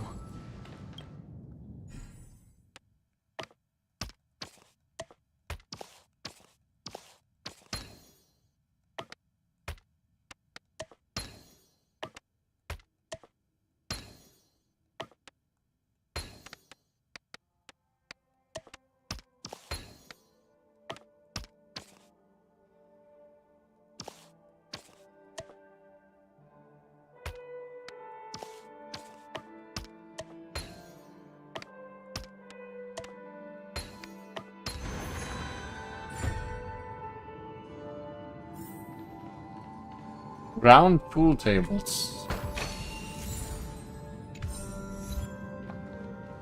Tutorial world. Hello, I'm an NPC. You don't say. I would have never guessed.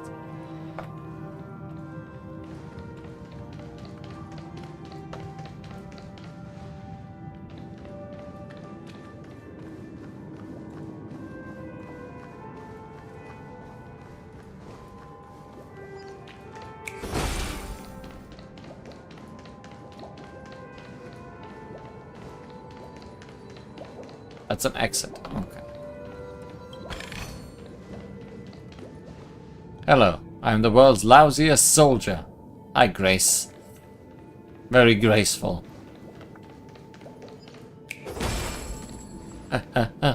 Hello.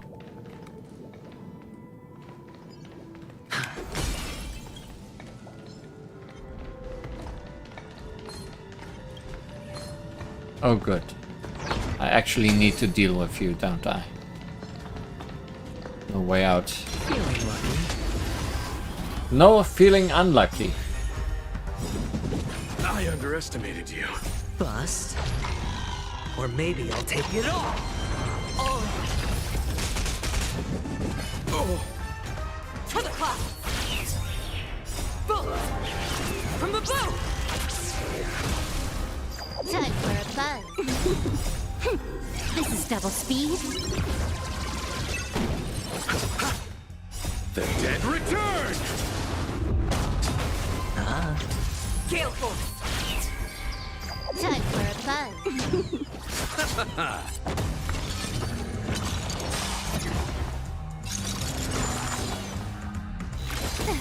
I wonder if these enemies are pre-programmed to what they will turn. Spend freely. Or if it's random.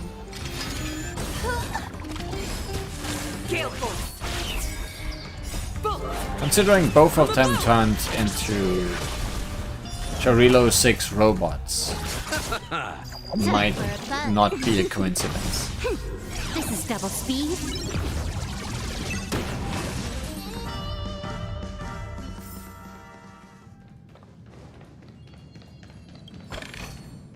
A reward with no risk?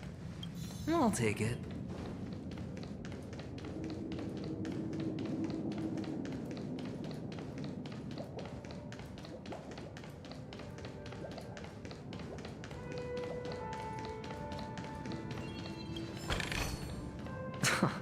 This is hardly enough for a seat at the table.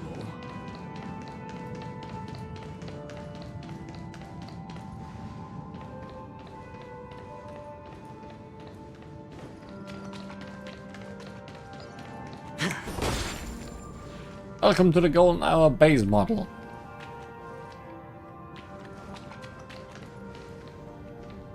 Happy to be of service. Hello, I'm industrial scum.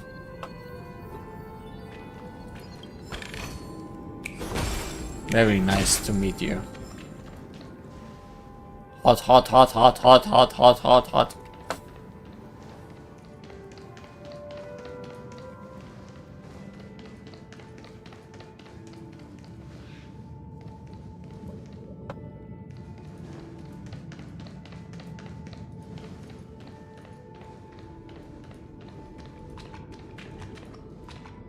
Hello! Welcome to the Golden Hour base model. I am an Oak Soldier. I will be here to guide you through the tour of the base model. Happy to be of service. Tell me about the guided tour. And tell me about the tour. Hello! Welcome to the Golden Hour base model. I am an Oak Soldier. I will be here to guide you through the tour of the base model. Tell me about the tour. Model. Happy to be of service. Generating guide. Please wait patient.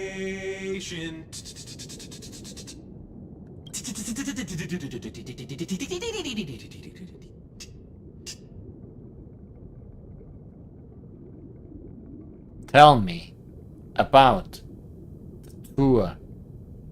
Found the nearest check-in spot. Please look behind me. A capsule machine model.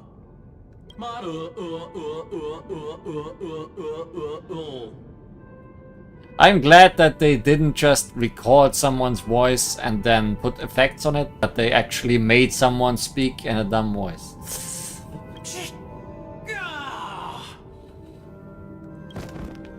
After screaming, the soldier collapses. He didn't even have time to earn a 5-star rating from you. What's up with that? Now the family's toys are trying to frame me? I didn't do a thing to it, Doc. You've got to be my witness. I saw nothing. It has crashed. It may take some time to reboot. Give it the boot. Hello, I need a 5-star review.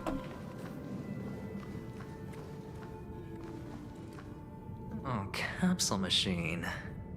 There's no mechanism on the floor. Could there be one at the top? Doctor, do me a favor.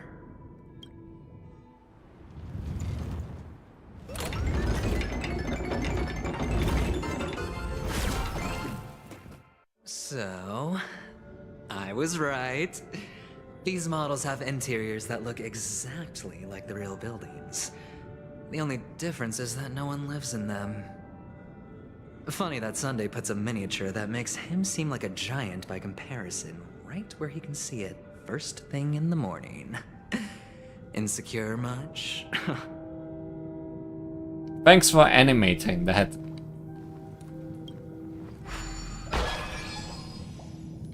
Oh, one of the fragments flew upstairs.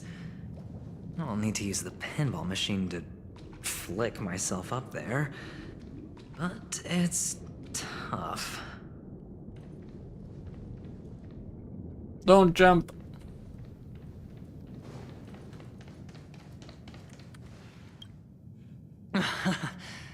Oh, great. There's another pinball machine base here. And it's empty too. Doc! I'll need your brain power again. There's no need to yell. I can hear you. The pinball machine must be hidden somewhere in the hall. Like the arch. Wait here, and I'll be back in a minute.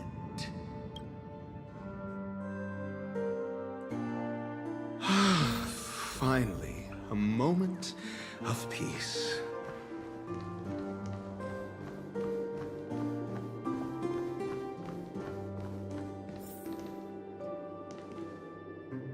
Funnily enough, I think that's my own doctor ratio, because I had him in my slot number 1.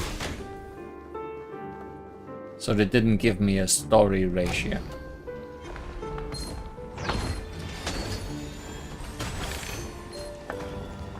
That's a lot of enemies. Which I mean 3, 4. For the clock. Time for a buzz. The dead return! This is gonna take a while. Adjust.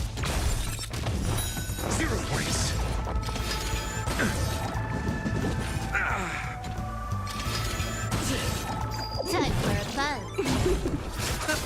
Gale Force! Answer me. Fail. Bullet! From the bow! Mediocre. Receive divinity. Repay. Test. 0 points. Ah, there were 4 enemies on the map, but I'm only fighting 3 rounds. I'm surprised. This is double That's speed. irrational. Or maybe I just miscounted the enemies on the map. The dead return. Answer me. Fail.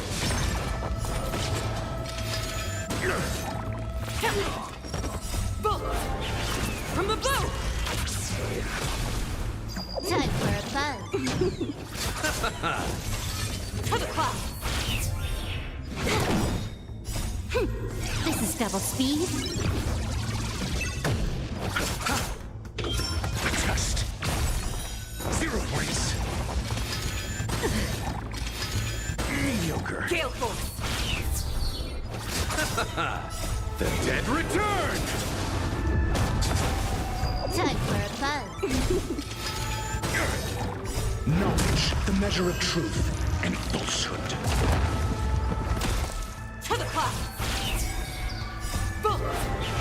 From the bow! Time for a buzz. Just as Oh, there was a 4th enemy. It just didn't get absorbed into the battle.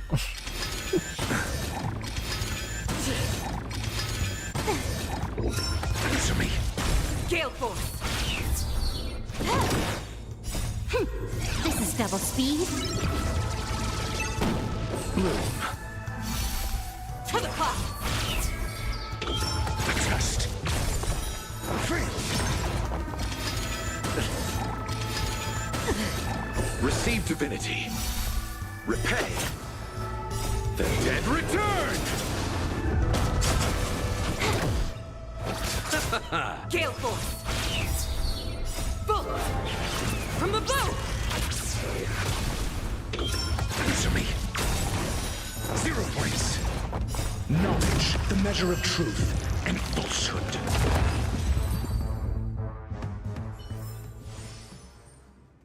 Please nobody else shoot me. That's it. Pleasant moments of solitude are always fleeting.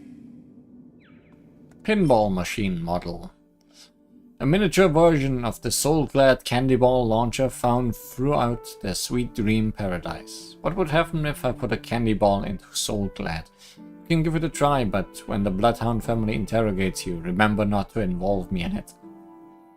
Ah, Mentos and Coke, I'm assuming.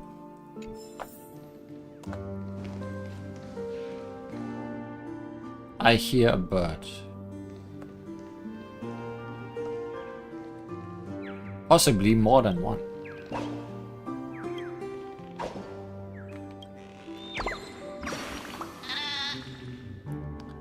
Dawndew Hut is so barren. Neither trees or grass grow here. I want to bring some green to this place. I think I hear something. Ah, why is my statue completely bare? You, how could you pull out all of my grass? I have to report this to Verdant Manager.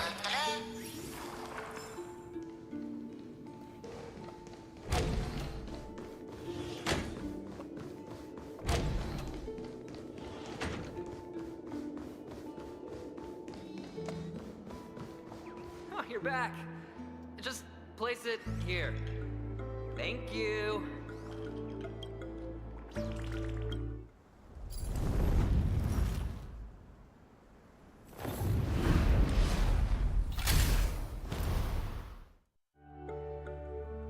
More things to needlessly animate. Thanks, Doc.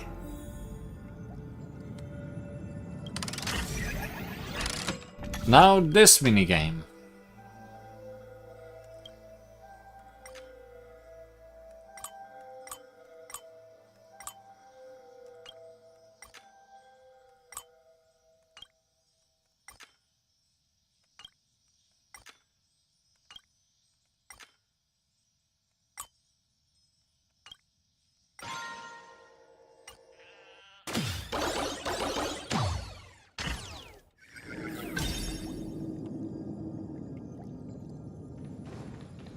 Horatio, you should come in here and take a look. The view here is breathtaking.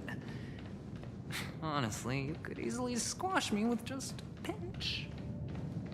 If that is your wish, I will do so without a moment's hesitation.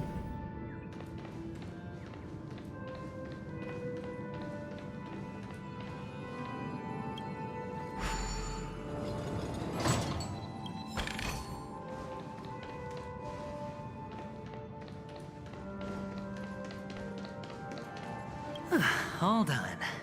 Piece of cake.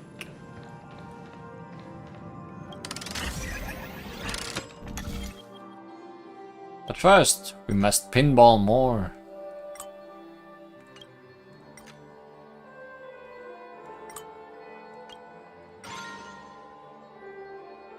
There's multiple goals to achieve.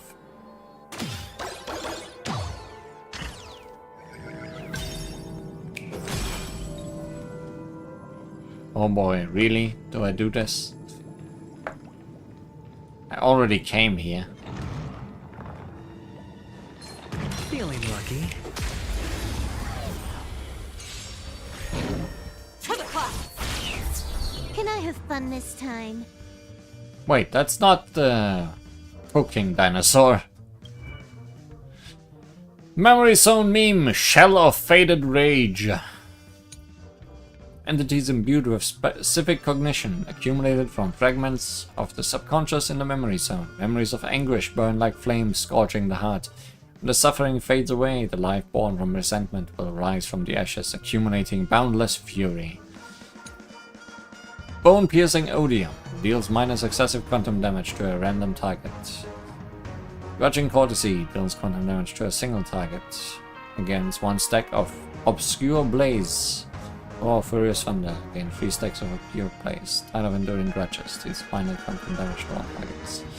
This embodied shell enters the safeguard state when not weakness broken, reduces damage received. Once weakness is broken, action will be additionally delayed. After weakness is broken, increases damage. Okay.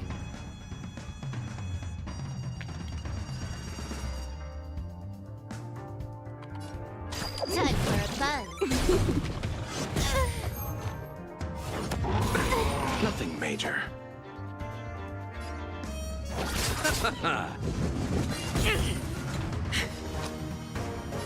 Spend freely. Spirit never dies. Gale Force!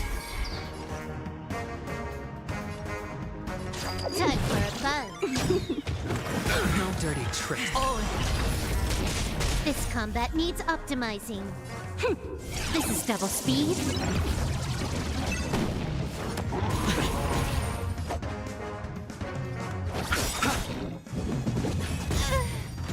Watch your head. Sure, I'll play along. Time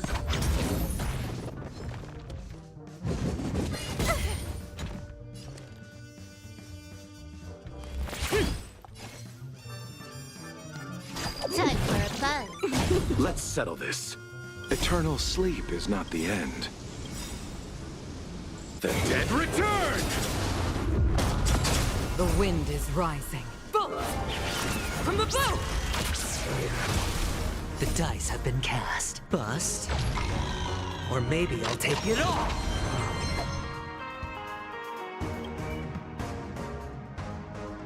So many negative status effects.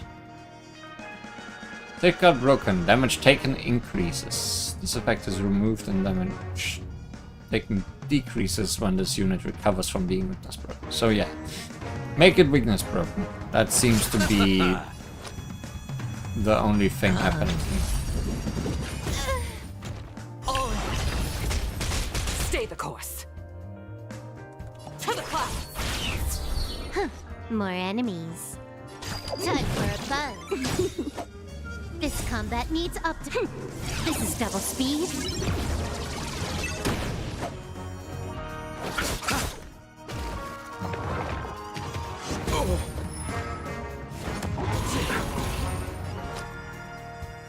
Spend freely. Spirit never dies. Gale Force! Watch your head.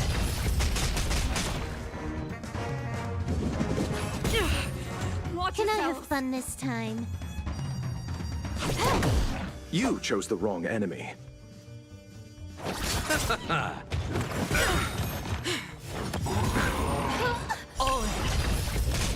Eternal sleep is not the end. The dead return! The wind is rising. From the boat! Hedge your bets. Stay the course. The dice have been cast. Bust. Or maybe I'll take it all. To the clouds! You took the bait. Time for a buzz. I'll see you off. This combat needs up. This is double speed.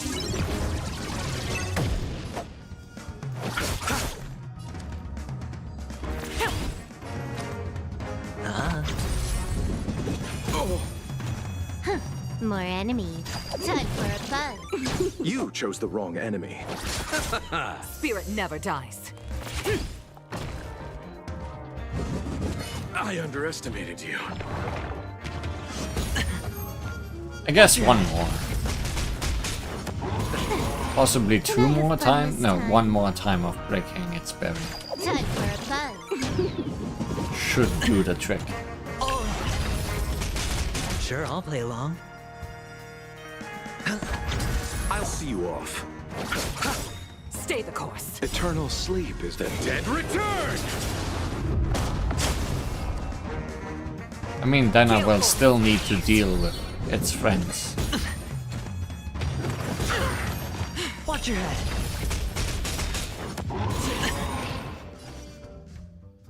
This combat needs This is double speed. The wind is rising. From the boat! The dice have been cast. Bust. Or maybe I'll take it all. Dinosaurs have gone extinct. Time for a buzz. Watch yourself. Hedge your bets. Spend freely. Spirit never dies. You took the bait. Time for a buzz. No dirty tricks, all right. You chose the wrong enemy. Stay the course. Time for a buzz. Watch your head. This combat needs optimizing. This is double speed. I'll see you off. All done. Piece of cake.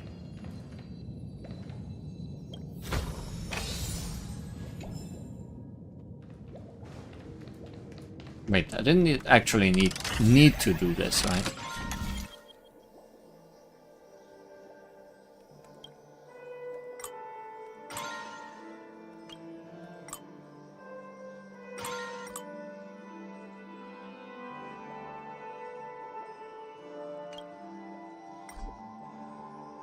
Oh, back to start first.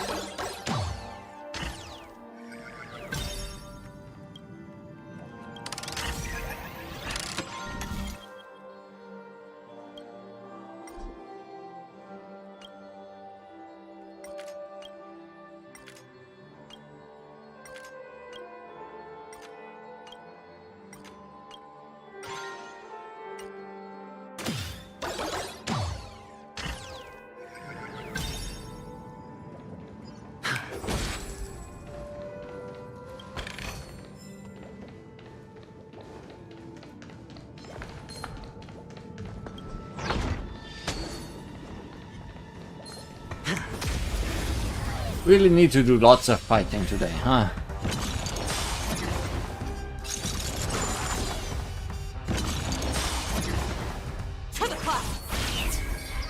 Time for a buzz. But again, there's no coherency in the enemies these turned into. So it might still be random. bust. Or maybe I'll take it all! Gale Force! Bolt! From the bow! It's on me. To the clouds! I underestimated you. Watch your head. All done. Piece of cake.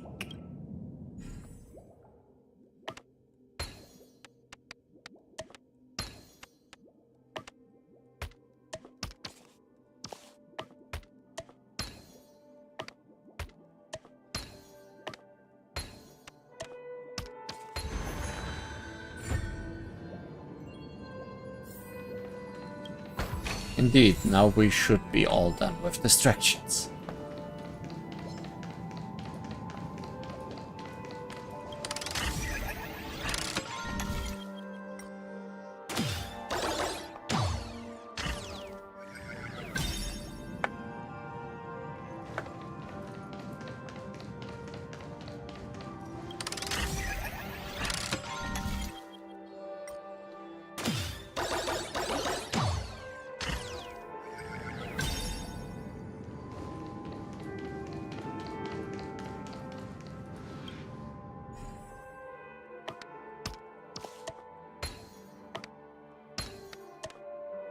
And the joyous tour of Toy City has come to an end.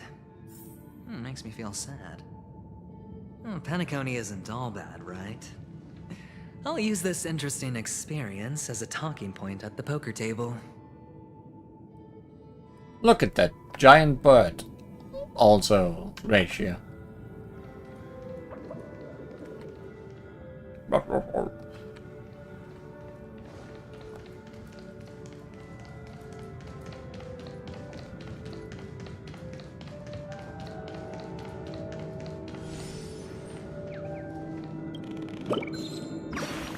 Aha! It looked like an owl, but it's actually spelled out an origami bird. Well, aren't you surprised? Aha! Fortunate one. You shall enjoy a day of great luck. Goodbye. I must go and search for the next owl.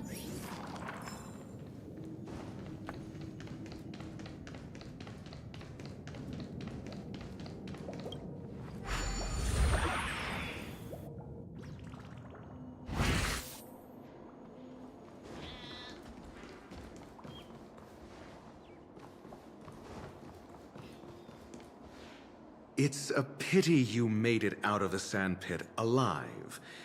Sunday is just beyond this door. From my limited understanding, he's not someone easily handled. Are you prepared? No. Yeah. Only I believe he's the one who should be prepared to face me. Tell me about your plan. I have none. I don't have a plan. Yeah. I'll just play it by ear. There are only two kinds of bargaining chips when dealing with people. Benefit or fear. Looks like sincerity isn't in your dictionary. Am I not sincere enough? There's no need to emphasize it. We've got to make good use of death. That man's sister is dead. He won't be able to turn a blind eye, and that's fear. And I'll help him find the murderer. He can't do it due to his status and position, but I can. And that's benefit. On what basis do you believe he's incapable, necessitating the delegation to someone from a rival faction? The IPC? Simple. Because that murderer could very well be a traitor hiding inside the family. Do you mean the Galaxy Ranger whom you accused previously? That was just an excuse, good doctor. There's something wrong with that woman, and we need someone who can keep her in check. It's better to minimize the variables outside our control while we execute our plans. Moreover, I need to know her identity. If I'm lucky. She could be an important pawn. And it's good to have more helpful friends when dealing with this matter. But honestly, the murder case is likely unrelated to her. I believe my standpoint. There's a rat in the family. Otherwise, why would Mr. Sunday arrange a private meeting with us? This isn't an interrogation, but a secret negotiation. He's the rat himself. Sunday, I mean. We'll see. Using Robin's death as a bargaining chip, I'll win back my freedom and power. In the end, I'll ruin this beautiful dream and create the grandest death. If the chance of winning is just beyond this door, even if that chance is close to zero, well, you can't win if you don't play, right? Ah, the charming audacity. To think that you, of all people, might emerge victorious, dear gambler. 3 chips are enough. All or nothing.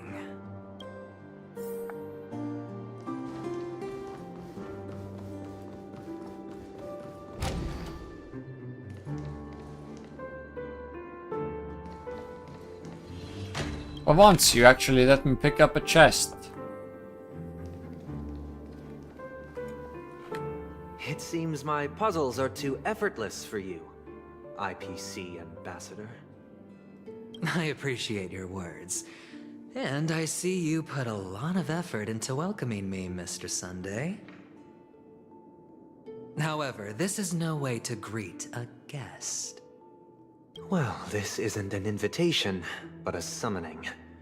Before we speak, I need to test your character. I imagine this knowledgeable doctor friend of yours has been of great help, yes? Certainly. You ought to know this better than I do. He's already faithfully fulfilled his duties, hasn't he? Yes. The doctor has assured me of your noble character. He considers you, like himself, a virtuous person who can be trusted by the family. I don't trust either of you. I have come to know you very well as a person, Mr. Aventurine. You're diligent, generous, and willing to cooperate.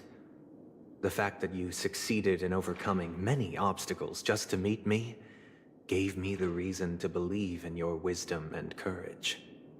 But there's one thing I must ask you. That is, you've used your wisdom at the wrong place to meet the wrong person and put yourself in a situation where you shouldn't be, witnessing a tragedy that shouldn't have happened. You don't look too well. Am I making you anxious? If not, then it means I'm on your side. If I wasn't mistaken, you'd just made a serious accusation against the family. No, you weren't mistaken. For depravity is creeping in around you. There's no need for us to be evasive. Let's talk about your sister. Your sister's talent is unrivaled in the world of show business. As you know, her voice has been out of tune since she returned to Penacony. What's more disheartening, she can't sing anymore. Who could be responsible for this? Many suspect the culprit is among the outsiders, but I know you hold a different opinion. Now your noble status has become a shackle, preventing you from apprehending the murderer and avenging your sister's death. You're feeling anxious because you're out on a limb. But don't worry, I'm on your side. I'm immensely honored by your concern for me, Mr. Aventurine. Since you're so selfless and generous, I believe you wouldn't ask for anything in return, would you? He doesn't sound particularly sad. Well, naturally, you wouldn't incur any loss from this. I just want to reclaim what is mine. My liberty and the personal items under the family's custody, the bag of gift money, and... the box in which the cornerstone is stored. That's right. Cornerstone. I've heard it's a treasured asset of the Strategic Investment Department. A sacred stone that seals the Preservation Emanator, granting significant power and every liquidation specialist holds one. 10 stone huts. For an object so precious, it probably comes at an even higher price than other forms of recompense. Well, I'm sure you're aware of the high level of risk I'll be undertaking to bring the truth to light. Mr. Aventurine, when you are out and about, do you always make adjustments to your appearance? Your tie should be on the center line. Your shirt must not protrude from your vest. Your trouser creases should be perfectly straight, and always aligned with the tips of your shoes. Of course. But I don't, because it's not appropriate to do so in public. You should make sure everything is presentable and in order before leaving the house. I'm not the kind that takes risks. The cornerstone must be in the custody of the family. No room for negotiation? Please, don't let me turn you down twice. Sure. The gift money is good enough. I suppose you wouldn't mind that. After all, a merchant can't function without a bargaining chip. You compromised quicker than I thought. Unfortunately, it's a gambler that needs a bargaining chip, not a merchant. I can give you your gift money, but before that, I want you to tell me.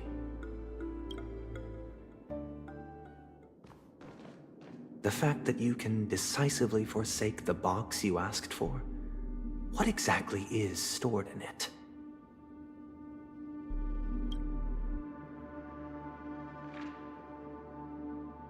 Oh, triple-faced soul, please sear his tongue and palms with a hot iron, so that he will not be able to fabricate lies and make false vows. Well, Aventurine, I think you have been put into a zone of truth, which might be your biggest enemy. What have you done? Under the light of the harmony, all wickedness is revealed. I implore them to shed their light, and I'll ask you questions on their behalf. Next, you have 113 seconds to prove your innocence and gain my trust. And if I refuse to answer? You can try, and we'll see if the harmony rejects you. Question. Do you own a cornerstone? Yes. What a simple answer. You, too, understand that idle chatter leads only to poverty. Did you hand over the cornerstone to the family when you entered Penacony? Yes. Does the cornerstone you handed over to the family belong to you? Yes. Is your cornerstone in this room right now? Yes. Is your memory free from any kind of tampering or deletion, encompassing but not restricted to the techniques of the Garden of Recollection? Yes. Are you an Avgin from Sigonia? Yes. You even know about that? Do the Avgins have any ability to read, tamper with, or manipulate one's own or another's mind? No. Does it matter? Do you love your family more than yourself? Yes. All the Avgins were killed in a massacre. Am I right? No. Are you your clan's sole survivor?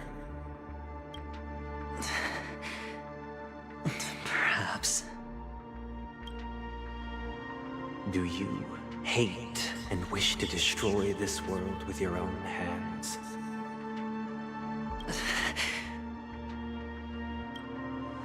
I don't know. Interesting.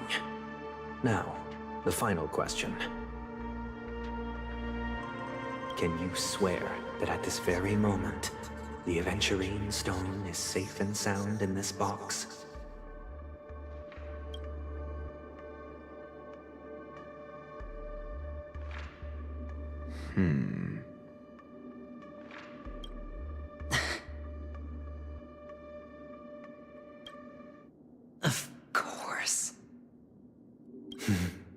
Looks like we can get an answer.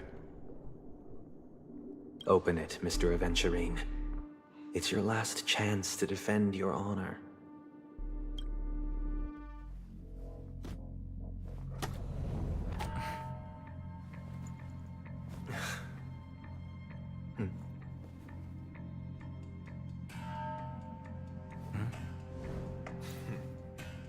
Please.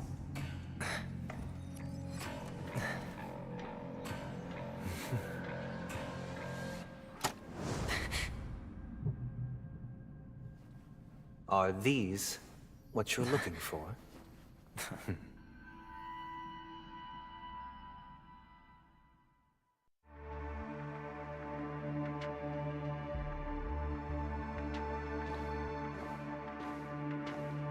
Since you came as promised, learned doctor, does this mean that you are willing to take the side of the family in this farce? It certainly is a farce we are watching. What makes you think you can convince me? I've heard you haven't enjoyed Mr. Aventurine's company. I also understand that you're an avid learner who sees the pursuit of knowledge above all. In that case, you ought to realize that a competent scholar knows their position and wouldn't forsake more vital matters for the sake of petty pride. If you agree to assist the family, I'll share our research findings on the Stellaron. You must be quite aware that, besides the family, no other faction is willing to share such information.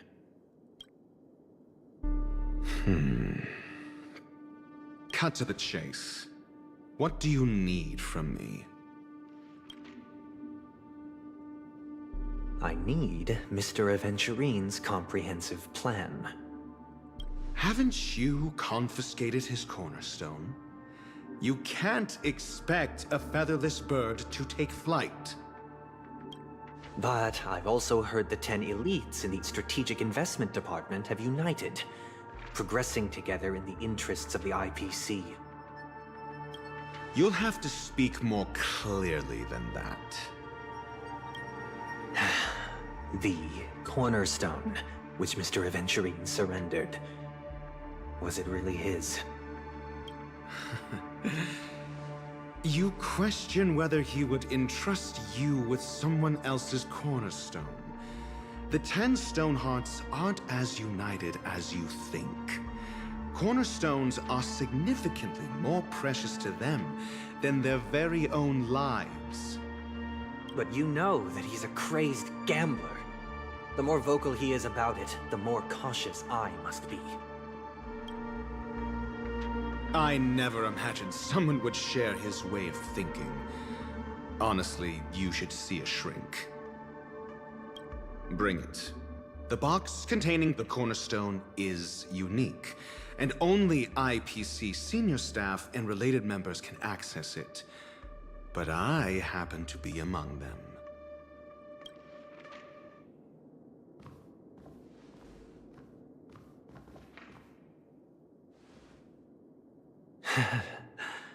I appreciate it.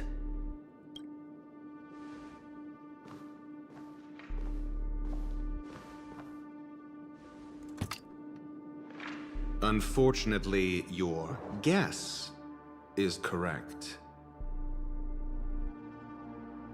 Yeah, that looks more like an ember, I guess.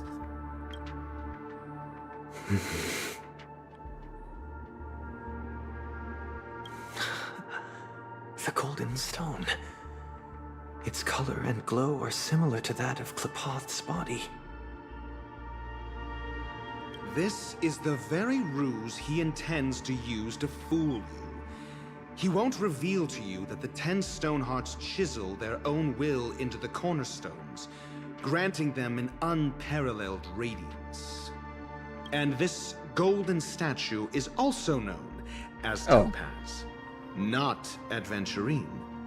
And it belongs to Topaz. Or that, I guess. So, do you wish to confront him? Not at the moment.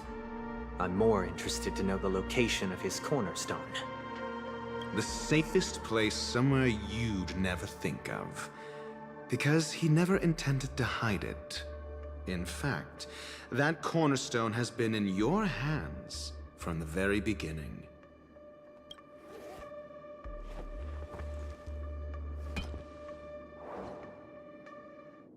I see.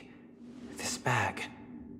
Mixing a cornerstone, more precious than life itself, with a bunch of worthless jewels, disguised as a gift of money waiting to be confiscated, is indeed in line with Mr. Aventurine's style. Then he makes up some trivial excuse, downplaying the matter, and requests the gift money. This is a gamble, one he's all too familiar with, betting on your single misstep, leading to a total loss. Learned doctor, I am grateful for your help. The family will surely reward a righteous person like you. As for the villain, I hope he retreats in humiliation. It was all thanks to your friend with a keen eye that I could add a blot of utter failure to your storied career. Ratio, you wretch. Finally shown your true colors, huh? Oh, and just to remind you, you currently only have 17 system hours left to live. Treasure your remaining time, and savor the delectable aftertaste of defeat. You might as well explain yourself a little more clearly. What I performed on you just now was the Harmony's consecration. You were to show allegiance beneath the illumination of their grace. Yet you acted willfully, uttering nothing but falsehoods, transforming the consecration into a trial. I genuinely see no reason to absolve you from it. Is this what the Harmony represents? But is it built upon constraint and coercion? You misunderstand, Mr. Aventurine. Punishment is meant for the irreverent, but I have seen your resilient spirit, and thus I offer you the possibility of a new beginning. You thought it was 113 seconds. That was how long the interrogation took, I guess. And now there's a time limit until his death.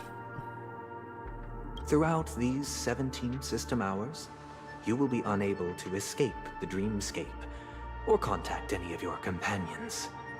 You only have 2 paths before you, and it all depends on whether you can complete my test within the time limit. He likes to put time limits on things, I guess. Should you succeed, you will be able to coalesce into the Harmony and be with your family.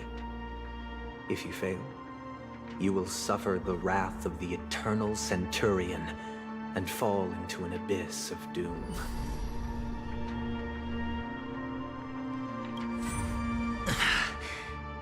Sounds like I'm gonna end up the same either way.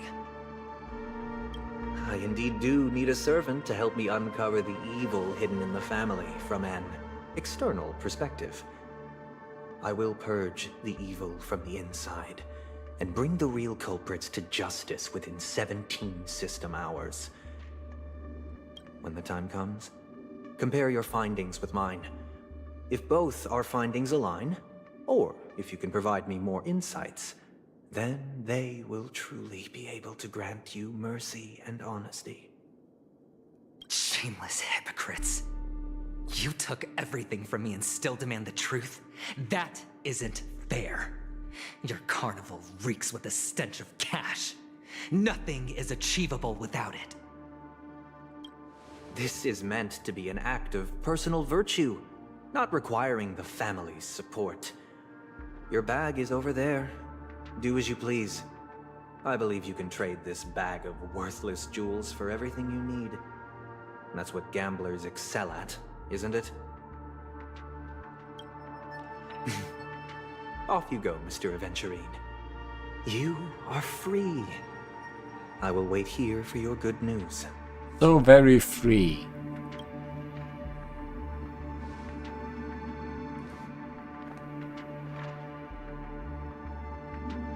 This meeting isn't an interrogation or a negotiation.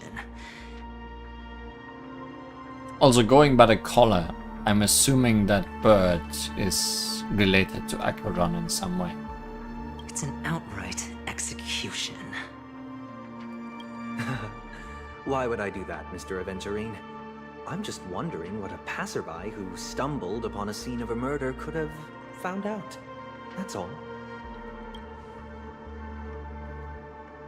By the way, before you go, I have a personal question.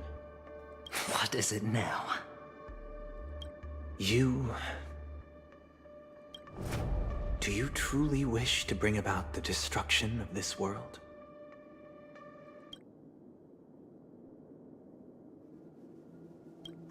Kakavasha! Where did you go? Oh, are you injured? I got it back, sister. You went to look for them? That's too dangerous. It's just a necklace. It's neither food nor water. We can survive without it. But I can't live without you, little brother. Promise me not to look for those catechins again, okay? Sister, don't be afraid. The catechins are fools, but I'm smart. I played a game with them, and I won. Won? What happened exactly? Tell me. I made a bet with them. The two birds in the desert and me. Who will die first? I won. They suspected me of cheating, but I didn't. I won fair and square. Of course. Of course you'd win. You've always been a lucky child. Gaiathra Triclops must be watching over you. But that's no reason to push your luck by going up against those bloodthirsty, cruel catechins. Have you forgotten how Mom and Dad... Look, this is just a necklace. But Kakavasha, you are my only family. I'm sorry, sister. I thought you'd be happy. Because Mom left you this necklace. There'll be no next time. It is important. But not as important as you, my dearest brother. I don't blame you, but you must remember what Mom said. Pain and poverty are the trials of Gaiathra Triclops. She has also granted us a chance. And that's your good luck, Kakavasha. Your good luck is the most precious wealth we, all Avgin, have. You're a child blessed by Gaiathra Triclops and can lead the clan to happiness.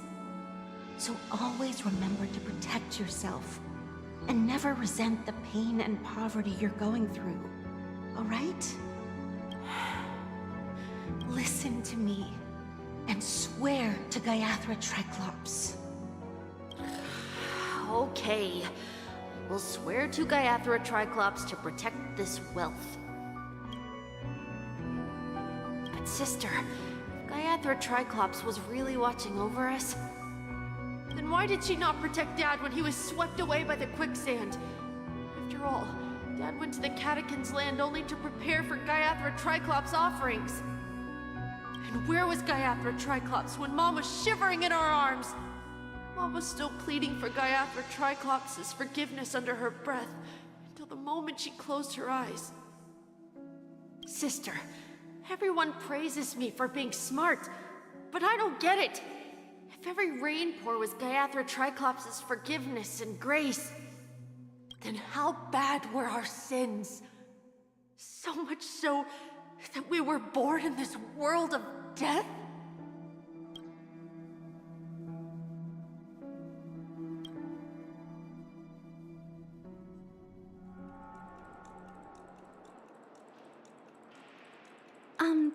Excuse me. You are excused. I can't seem to find any information on this artist in the Iris family archives. The photo you provided also doesn't show any matches. Just as I thought. I'd like to ask, what kind of traces do people leave when they enter a dream? Are you referring to the records when you enter the dream pool? The equipment will monitor physiological indicators such as heart rate, blood oxygen levels, and body temperature in real time. This data will be included in statistics and handed over to the family for the screening of any data anomalies. Immediate action will be taken once any illegal behavior is detected.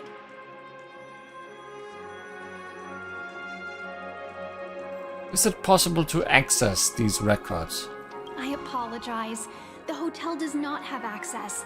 This information is managed by the Bloodhound family. We can only gain access if there's a problem. There is a problem. Looks like nothing can be found here. At least we know who to look for next. We can ask the Bloodhound family for information. Thank you for your assistance, Miss Allie. By the way, is Miss Robin doing fine? We are looking forward to her performance. Fine? What does that mean? Is there something wrong with Miss Robin? The preparations for the Charmony Festival have been proceeding smoothly, so I guess things are pretty good. I believe she will be able to put on a spectacular show for all of you. I am sure of it. I'm sure. Sure enough, no one knows about Miss Robin. I'm not surprised. But that Miss Firefly is truly mysterious. There's no information on her in the hotel system. Even if she's a stowaway, she should have a disguised identity after entering the planet. She's also in the running for the legacy. How is she going to sneak into the dreamscape unnoticed? Is there any other way to enter a dream? Besides the hotel room's dream pool? Stellaron hunters. The Memo Keepers have abilities that are difficult for normal people to comprehend.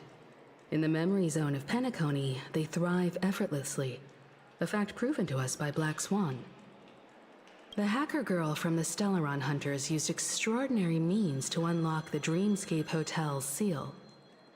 According to the scene witnessed by her, it is likely that they are behind Miss Firefly's case.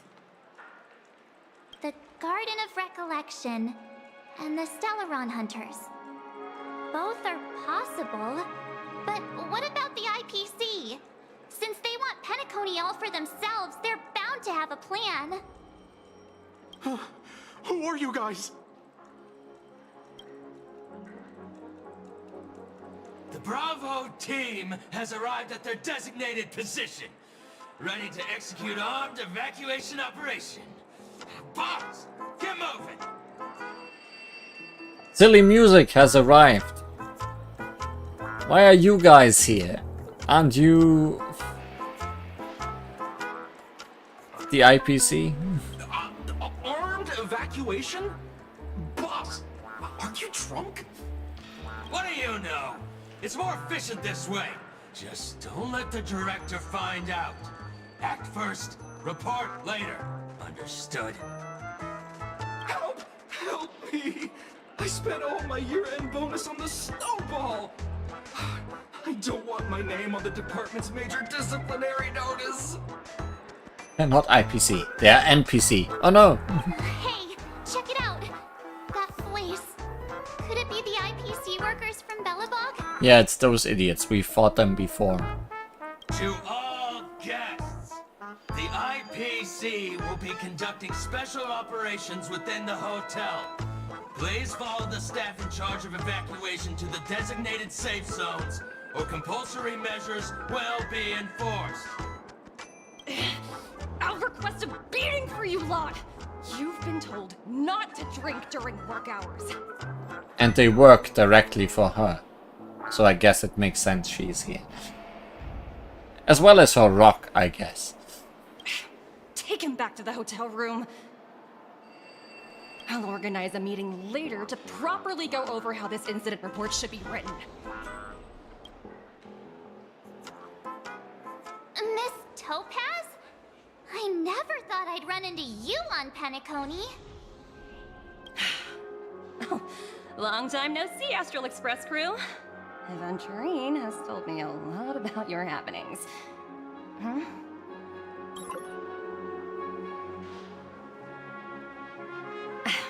It's fine. Do as they ask, and try to avoid any conflicts with the family.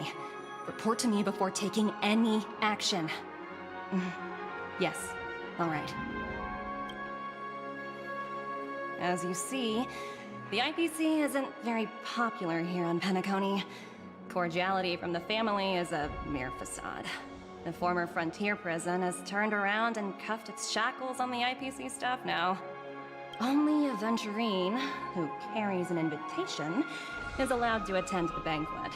An entourage like us, we can only sit around in the reality hotel, unauthorized to even enter dreams. No wonder Aventurine's scrambling to partner up with someone. The IPC can't back him up in the dreamscape. His situation isn't optimistic, I hear. You're all helping to investigate some dirt on the family, are you not? Let me know if you need anything outside the dreamscape. The IPC always treats its partners well. Thank you, Miss Topaz. We're on our way to the Hounds to verify some intel. Perhaps you've had dealings with them? Yep. They're tailing us right now. Why not go and talk to them? It'll take the spotlight off me. Being constantly stared at is really uncomfortable.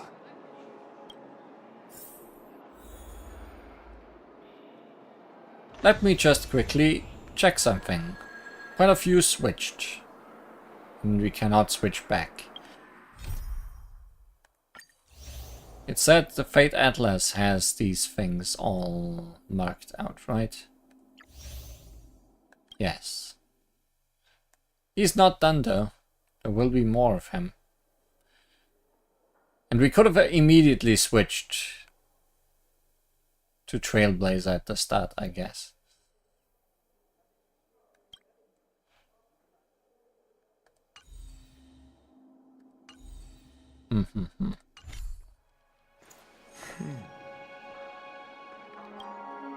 How does it feel to be in business with Aventurine? I bet you're not used to it. I would prefer not to be. That's just his style. All or nothing is his mantra. He's always cozying up to his clients while egging them on to undertake some dangerous assignment with him. But everyone has their merits, so I won't comment further. But Aventurine's luck has always been good. He's always closed all his cases without a hitch, and basically never lost a gamble. Which is why, on the issue of retaking Penacony, I'm watching with keen interest. He's that good, huh? As for the two cases, apologies, but I don't have much info on them either. All I can do is ask you to keep digging for more details.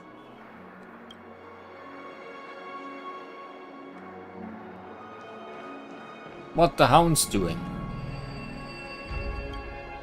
We're carrying out our captain's orders. What do you want? We made a mistake last time, and we're working hard to rectify it now. We don't have time for anything else. Surveilling the IPC executive Topaz, ensuring that she stays put at the Reverie Hotel during her time on Penacony. We've got the right one this time. So that's it. They were the pair who were after Firefly at the time. Remember me? It's you again. Back for more trouble? We're not afraid of you this time. Well, spit it out. Stop bothering us if you've nothing important. So you know each other. Why do you keep running into people you've beaten up before? Because I beat up everyone. So everyone I run into will be someone I've beaten up.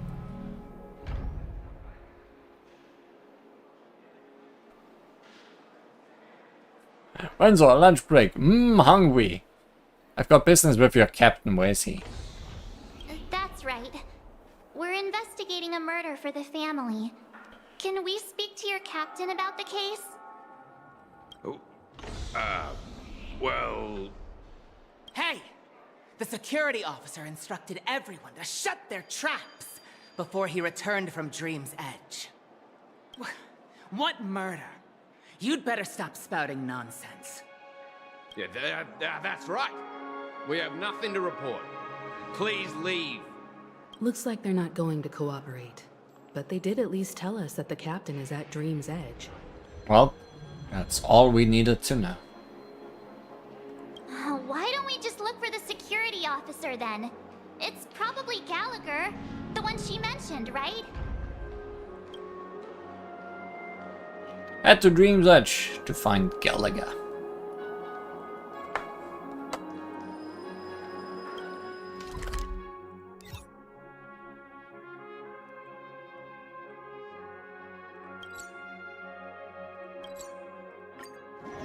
That might be the last thing we do today. Such tight security. I bet they're stumped by the case as well. Gallagher. Gallagher. Where could he be?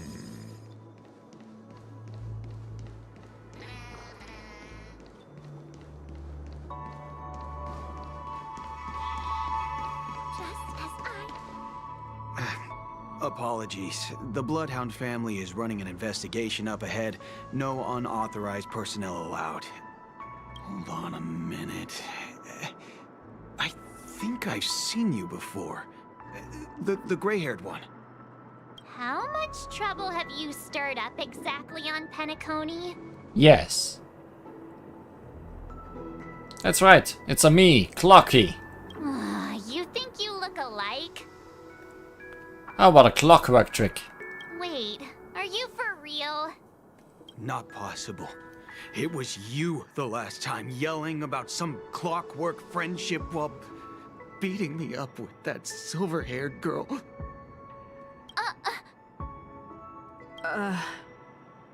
I'm not letting you get by this time. Please leave, or I'll have to get on my knees and beg you. Huh? What kind of heinous crime have you committed now? Hold on, sir. We have documents authorized by the family that would aid your investigation. If it wouldn't trouble you, could we see this Mr. Gallagher? Who exactly is this Gallagher you keep talking about? There's been a few people mentioning this name. Even the one with the gray hair. Also birds. He didn't send you all here? It was the security officer who dispatched us. That's all I can divulge. He'll do. He's the one we've been looking for. Sorry, no can do. The boss said that since it's a matter of the family's reputation, no one's allowed through. Everyone, please leave. There's really no need for us to make things difficult for each other, right? We're really sorry for troubling you. Let's think of another way. Another way. That's it! Didn't they say something about that... what was it? Clockwork? That got this guy to change his mind? Yeah, we haven't done any mind manipulation yet today. Can you perform it again? That... clocky magic. Just what I've been waiting for. Please?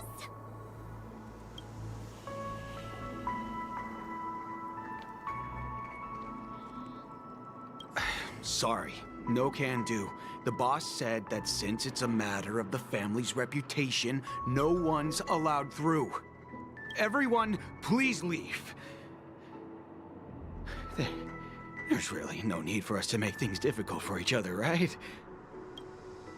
You and this Bloodhound family member have met before, and you know he's very upright, but you are also aware that principles sometimes don't matter when a person is in a good mood.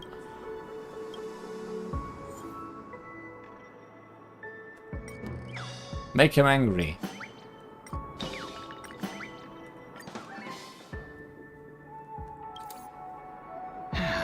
Let me see what time it is now.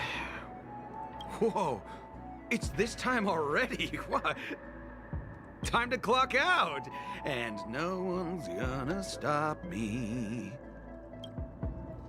The highly principled member of the Bloodhound family laughed heartily and left the scene. What? Huh? This clockwork trick of yours, it's kinda dangerous. Yeah. At least he won't be getting in our way again. Let's go find that Gallagher and ask him the intricacies of the case. I was wondering what all the commotion was. Huh. Oh, it's you guys. Welcome. Since you made it here, what can I do for you? Hello, Mr. Gallagher, sir. Judging from your tone, it sounds like you were expecting us. Miss Himiko, you're too polite. There's no need to call me sir. Mr. Gallagher, you even know my name. Of course I do. You folks are from the legendary Astral Express, and honorable guests of the Watchmaker.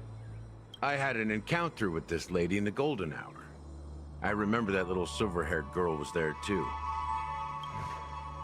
I'm sorry for what happened to that kid. We are sorry too. This is also the reason why we've come to visit you, Mr. Gallagher.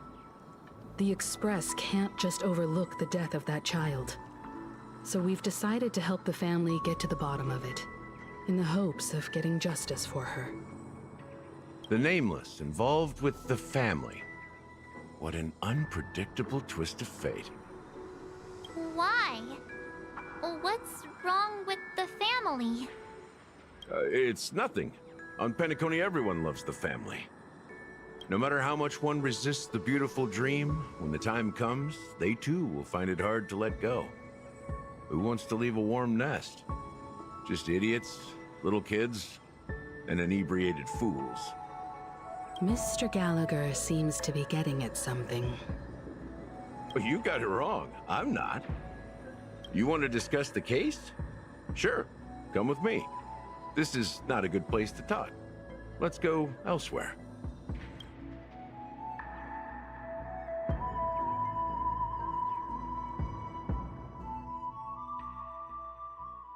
Even after that chilling tragedy, this dream is still running effortlessly. Oh yeah, those two were having a conversation. Other than the family of the Harmony, it's hard to imagine any other power in the universe that could sustain a building of such magnitude. The family itself is a huge, perfect building. Like a living idol. Each member of the family sees themselves as a piece of the divine puzzle, revolving around a singular core and a shared ideal. Under their command, they loyally fulfill their roles, offering themselves while also receiving sustenance in return. Interesting analogy. Perhaps that's why Penacony's beautiful dream has persisted for so long. But the human body has its limits, and so does the divine's. That doesn't sound like the kind of comment a Galaxy Ranger would make. Just pointing out the facts. Mr. Yang will definitely have a better sense of what's going on than I do. Why do you say that, Miss Acheron? The beautiful dream is crumbling. But not because of a particular eon, a particular faction, or a particular visitor. Its collapse stems from a certain inevitability of human nature. The family refuses to acknowledge this, and it has ultimately backfired and become a catalyst. As people immerse their souls in the dreamscape, where consequences and pain cease to exist, and only ease and pleasure prevail, they draw closer and closer to necrosis. Regardless of the perceived bliss, death looms as the inevitable conclusion. Also, this necrosis will diffuse and spread. One piece of the puzzle's mutation will eventually cause the entire building to shake, break, and crumble. In the end, the dreams that people built in the name of freedom became the cage that imprisoned them. I'm sure you've gained a lot from this trip, Miss Acheron. Are you willing to share your findings with me? Of course. That's if I remember. Memory is a bit of a big topic for her. She says this as her hand gently rests on the hilt of the sword, and then quickly lets go in the blink of an eye. Don't mind me, it's just a habit. Owing to events in the past, I've become easily forgetful. It's only when this sword is unsheathed that those hazy memories start to become clearer. Take your time. That should do it. I vividly remember everything that occurred on Penacony. Ask away. Regarding the moment of daybreak. The moment of daybreak. I've heard that's where the Dawn Factory, which processes the foundation of the Dreamscape, is located. Behind the Dreamscape's song and dance stand many imagination factories. Workers create all kinds of whimsical works day in and day out in their dreams, and they return to reality and sleep on a narrow bed in a room. A far cry from luxury. They say it will suffice.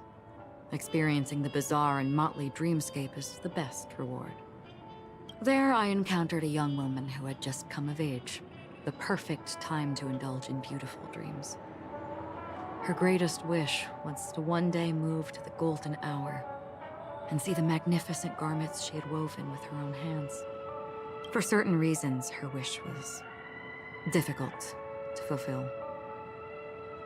But I managed to bring her a garment. Regarding the Gilded Hour. Gilded Hour. It's said to be Penacony's currency center. Yes. It is a fortress-like financial city, the economic heart of the dreamscape. The Pepeshi people of the Alfalfa family are there to keep it running, sending blood that is made from money everywhere on Penacony. Everyone there is exquisitely dressed and always in a hurry. The greatest wish of the local Pepeshi people is for their future generations to work in the Gilded Hour. I've never met anyone who is willing to talk.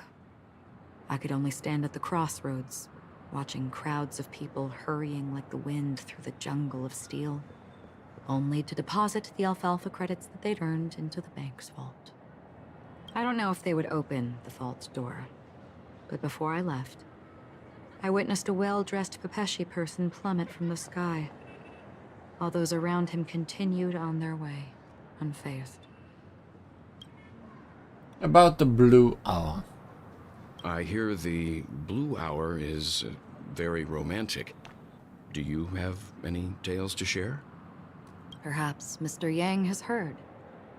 There is a large boat called the Eventide, anchored along the Sea of Dreams, where soft music and dancing persist endlessly every night. I ran into a wizened lady there. She was at the dock, waiting for her long-departed lover to return, waiting for countless hours within time that stood still. In the humid sea breeze, she spoke of her own youth. Like many who desired wealth and love, they came to Penacony to pursue their dreams. Alas, her lover's consciousness was lost in the dark depths of the Sea of Dreams. Finally, she suggested we continue our conversation on a boat in the shallows. I agreed and boarded the boat with her. But she never said anything. Her eyes absent-mindedly gazing at the horizon for what seemed like forever. Finally, we retreated to the beach. About the moment of dusk. The dreamscape of chic, luxury, and consumerism, the moment of dusk. My companions have been there too. Then you all must have seen those who are attempting to realize their dreams. Or have realized them. Scattering money as if it were dust and betting it on all or nothing. Everything has a price, and everything can be bought or sold. Even dreams themselves. I saw an Intellitron there, who was preparing to auction himself. When someone wins a bid, under stipulated periods and rules, he would do the buyer's every bidding, becoming that person's very possession. That Intellitron had been auctioned off a dozen times. and I participated in his 13th. That was the grandest banquet I had ever attended. But never again did anyone cast another glance at him. This time around, there were no successful bids for him. That's all. This is what I've seen and heard along the way. Someone once said to me, Penacony wasn't like this a long time ago. Nor should it be. I've traveled through the reality and dreamscape of the planet of festivities. Watched the tides of night rise and fall when time stopped for people. Where the spirits of the rich and impoverished remain forever fixed on their own scales. This is why I think the collapse of the beautiful dream is inevitable. There might be a way to change everything. Perhaps. But if this is indeed the world that people desire, if this is precisely why life chooses to slumber, should we still seek to change it?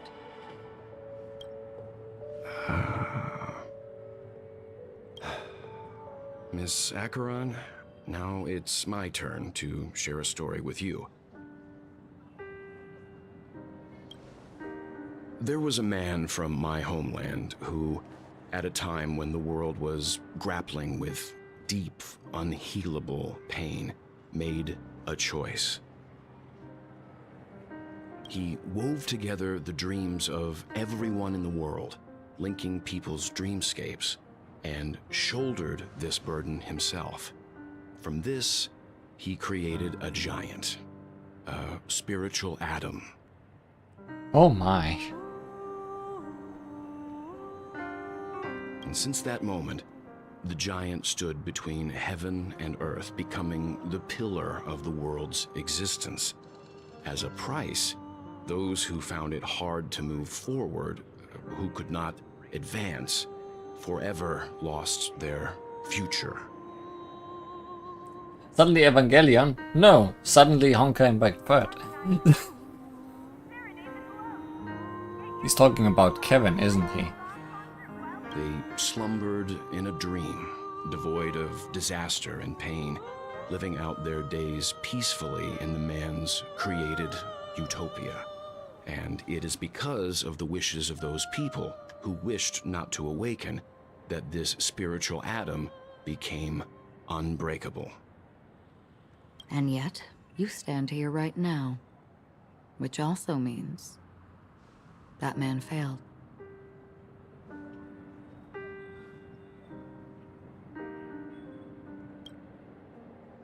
Because people must always move towards the future. Even if human weaknesses make them pause when they truly cannot move forward, humanity will eventually seek a way to save itself. And that man, he was never a failure. Like everyone in that world, he etched the possibilities of human nature into his heart. He was the sun chaser of legend, soaring towards the sky and embracing his final victory with his fall. He ascended to heights uncharted, only to come face to face with the sun, a place not visited by anyone before. His wings would melt because of it, only for him to fall into the sea. And after that, countless others would surpass him, soaring to even greater heights.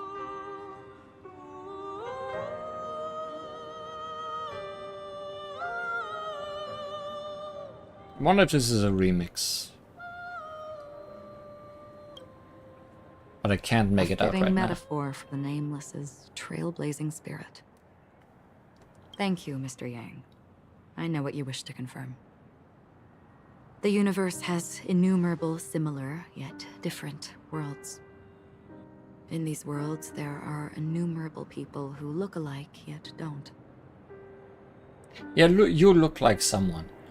I too have embarked on journeys, encountering old friends with familiar faces on different worlds, witnessing their destinies follow paths similar to mine.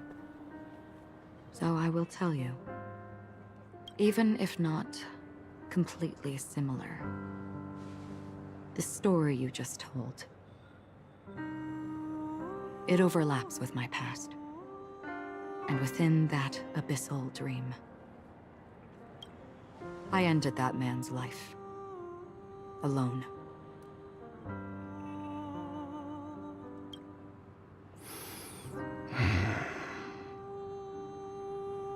I am not who you think I am. Nor will my home be as fortunate as your world.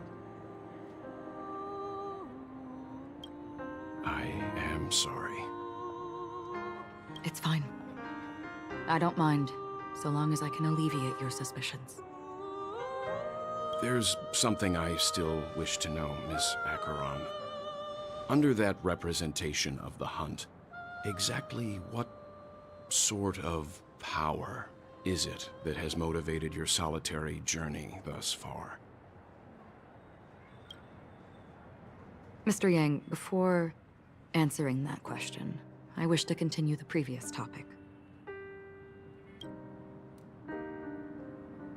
I like your analogy very much. Indeed, birds are born to fly. But in a distant past, their ancestors could only gaze at the sky in envy. They saw that faraway ray of light from above the heavens, piercing through the clouds and blanketing the earth. And so, time and time again, generation after generation, the birds spread their wings and took to the sky, attempting to touch its ceiling. All because the sun was there.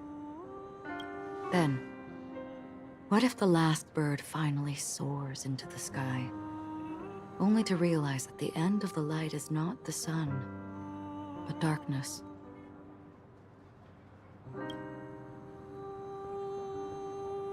Then why, exactly, do we even walk towards the light?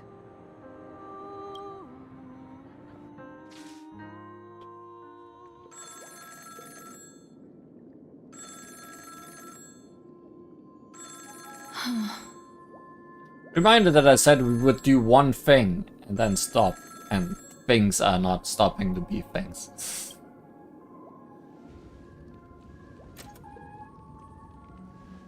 Long time no see.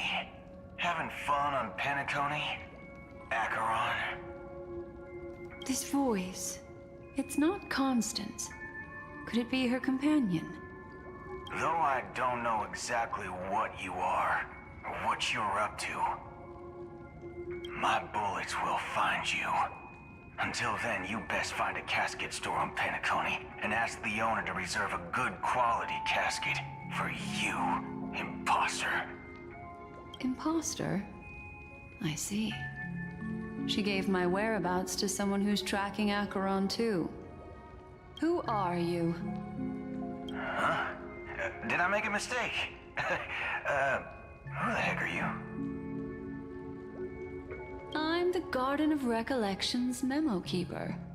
No need to lie, I guess. Not bad. This is the kind of tough challenge I like. You that imposter's bodyguard? Never mind. It's fine. I'll leave a round for you. So get that forehead clean and wait for me. I don't know what you're talking about, but you know Acheron, the Galaxy Ranger, yes? I have something to ask you. Are you asking me to write your will? Sure. Go ahead. Not quite. I only want to ask, how exactly did she become a Galaxy Ranger? She's clearly not a path strider of the hunt, but you are, aren't you? Tell me, what's Acheron's deal? Sure. Heck, never thought I'd come across an ally. What a stroke of luck. Well, I'll be on Penacony soon. Memo Keeper, go buy a bottle of His Donna's White Oak and warm it up. and I'll raise a glass to you. That lady's passed. Well, nobody knows. But if all you want is a simple answer, sure, you best get a chair and take a seat. That woman, named Acheron, is an emanator who should not exist.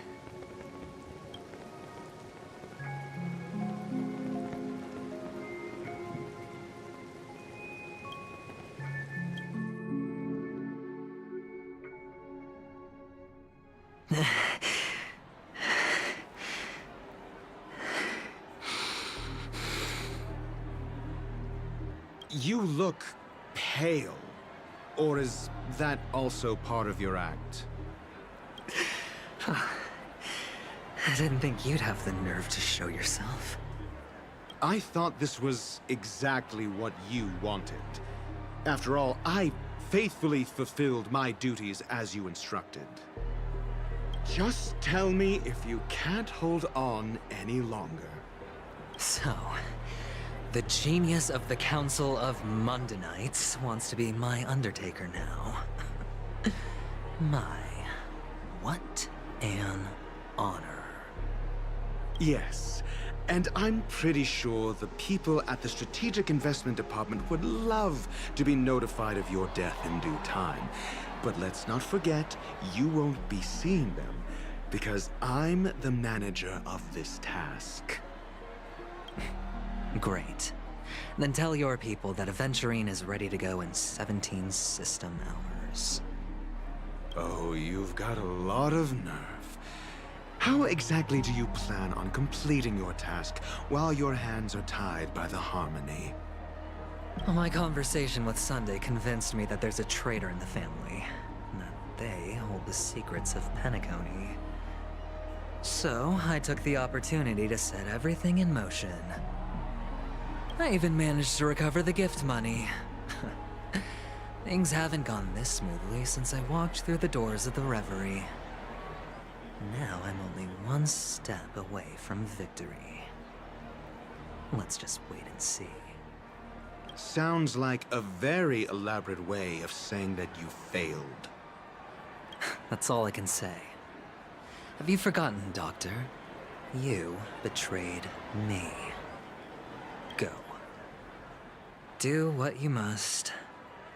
I look forward to the sight of the IPC fleet surrounding Penacony. You've achieved what you desired, haven't you? That's true, but what's your plan? Did you conceal an orbital support beacon in that gift money bag? Well, who knows? Maybe that's why I'm handing out cash even when I'm about to bite the dust. You are indeed a gambler. An insane one at that. Maybe I am. Who knows? Fine. Here, take this. Open it when you're on your last legs. You'll thank me. What's this? Medical advice? Thanks, Doctor. And he's gone. You catch on pretty fast, Doctor.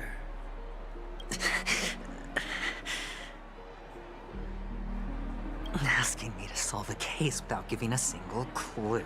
How typical of you, you wing-headed scoundrel.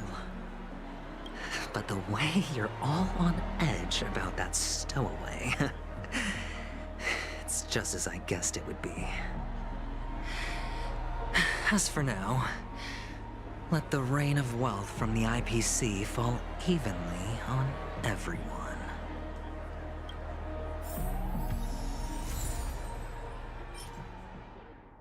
Mundanite's Insight, a most exquisite scroll holding a doctor's prescription within. Dr. Ratio advises you to only unveil it in a moment of life or death. You look distressed. Is something troubling you? If so, you can figure it out yourself.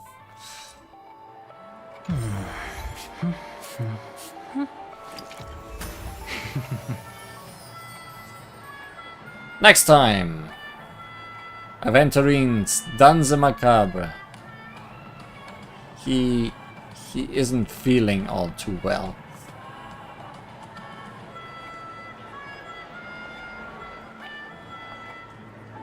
I guess I should try if I can teleport out of this chaos before I stop. Yeah, no, I can't leave right now.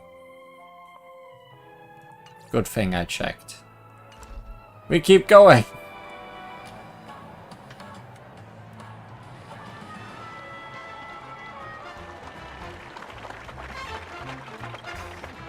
Would you be willing to support my performance? And keep the Song of Beauty alive in the cosmos? Take some money. Wow, how fabulous! But why would you give such a wonderful gift to a random stranger like me? Well, you see, I can't bear to see anyone in this sweet dream suffering from poverty. That's incredibly kind of you. Thank you so much, sir. If you ever get the chance, please, feel free to come by and indulge in my singing. Sure thing. Oh, by the way, do you happen to know anything interesting about death? What a question. Death? That's a pretty scary topic, and it doesn't really match the mood of this sweet dream. Oh, you see, I'm a tabloid reporter collecting ghost stories in Penacony. As you know, the more chilling the stories, the more attention they get. Maybe you could help me out. Well, if you're up for some gossip, it's not about death, but there have been some rumors about a guest at the Reality Hotel who fell into a deep sleep and didn't wake up. It was like they were in some sort of coma. Nobody knows what caused it, but luckily the customer eventually regained consciousness. Well, all customers are under the protection of the family, after all. Thank you. This will make for a very juicy headline. May Shibe protect us.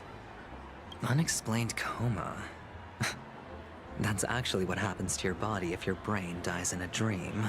But unfortunately, the customer ended up waking up in the end.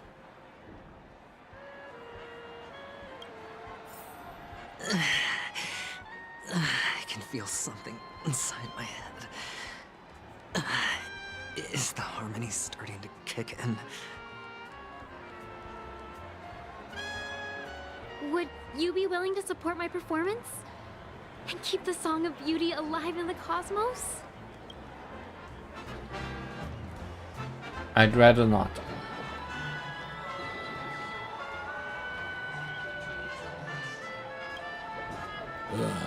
The world has truly lost its way. Here, money. You. Wait. I get it now. This is some sort of prank show, right? You must have some cameras set up around here to film yourself doing good deeds, right? You youngsters are always looking for a quick way to get an audience. But you know what? A truly great show never comes easy. A great show will start soon, old man. But before that, I need to ask you something. Do you know where I can find death in this dream? Ah, I see. Another fearless youngster looking for death, huh? Well, let me give you a piece of advice. Don't think you're the first one who's ever thought of that idea. Death? Not even remotely innovative. I bought it from Dr. Edward. He claimed it was some exclusive fancy schmancy stuff. Oh, what a disappointment. The effects were awful. First, some monster covered in eyes stabs you in the gut, and then all you see are blurry glimpses of buildings and lights. The sky was spinning so fast it almost made me puke. Is that all? 0 out of 10, won't die again. Yeah, what else can you expect? Don't put too much stock in the Penacony movie industry. They even call this junk groundbreaking art. Can you believe it? What a joke. Well, I'll leave you be then. I hope you have a wonderful day. A monster covered in eyes. That sounds like the Memory Zone meme. But buildings and lights... I don't think those have anything to do with death. Well, that whole dream bubble was probably created using rumors and gossip. The disturbing voice in my head. It's getting closer.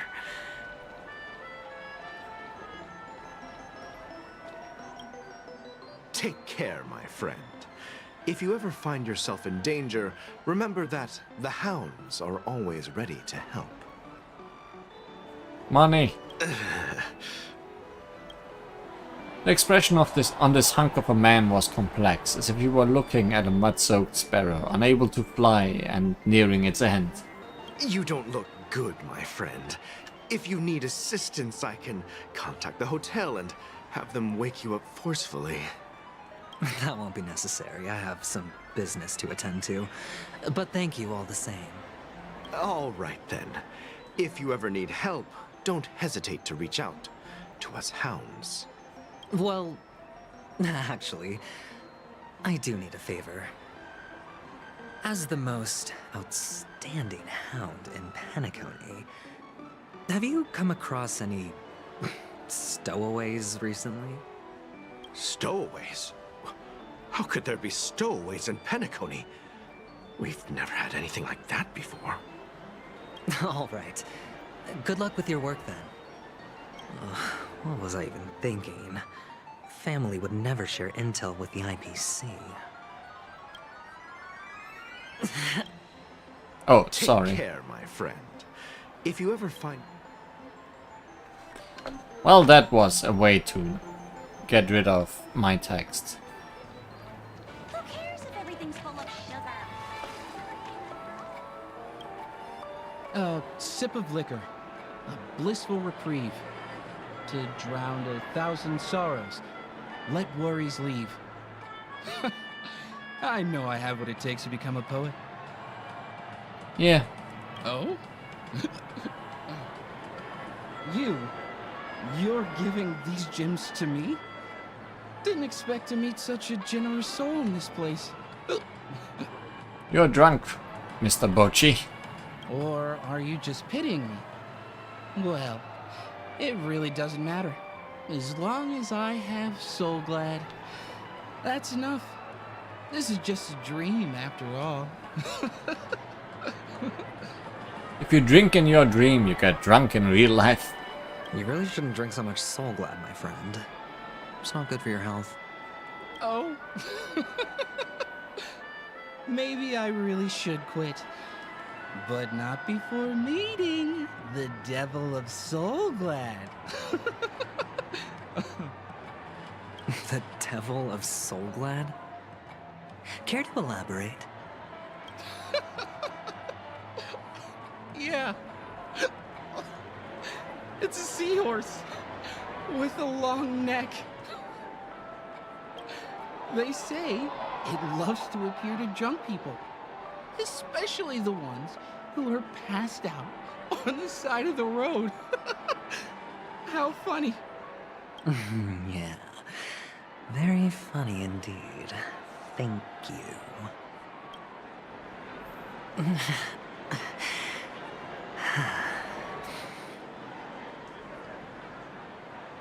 And obviously he doesn't say anything anymore. A sip of liquor. A blissful reprieve. To drown 1,000 sorrows. Let worries leave. I know I have what it takes to become a poet. Who cares if everything's full of... Please do not hit me. You want to talk to me? Sure, but nothing too sensitive, okay? Boss. Here, I got these gems. Huh. Wealthy people have fancy ways to enjoy this dream. But to be honest, I've never seen anyone who gives out money to others like you. So, are you trying to be the prince from the tale, handing out his gold leaf garment and melting his lead heart in the fire? I'm flattered. I'm no prince, and I just thought these gems would help you speak. So, as an investigative reporter, maybe you've heard something about death? Ah, another curious soul. I see. Well, that was actually the topic I was most into when I entered the industry. But my boss shut it down. How did your boss talk you out of it? Well, she simply said, covering baseless urban legends like that would make us look like some third-rate tabloid. I thought about it, and she had a point. Reporting on stuff like blowing out birthday candles and getting spooked by nightmare ghosts isn't exactly professional material. Guess she's got a point. Thank you for sharing.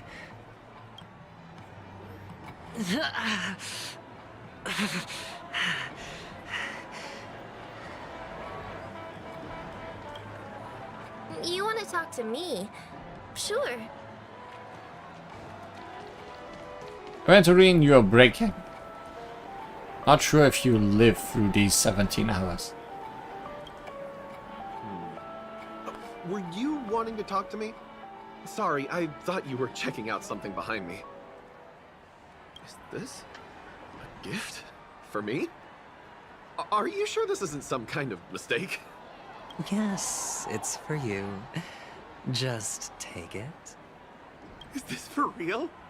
Someone is actually giving me a gift. Not for my parents, but for me. Thank you.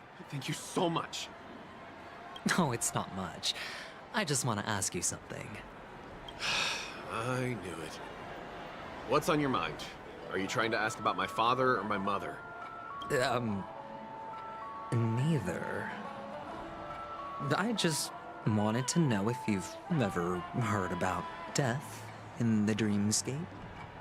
Oh, you sound just like my father. Always warning me about danger, even in dreams. He's an Intellitron, so his dream entry methods are different from us organics. Can't count on him to protect me if something does go haywire. Funny, right now I'm still under his protection. How ironic. Hey, stay positive. Gold will always shine one day, right? The Devil of Soulglad, Dangers in the Dream, and Nightmare Ghosts. Well, surely death is a popular topic in this sweet dream granted by the family. Well, I've collected a bunch of rumors, but no useful clues. The gems in my bag are running low. Well, let's see if my last lucky interviewee brings some surprises.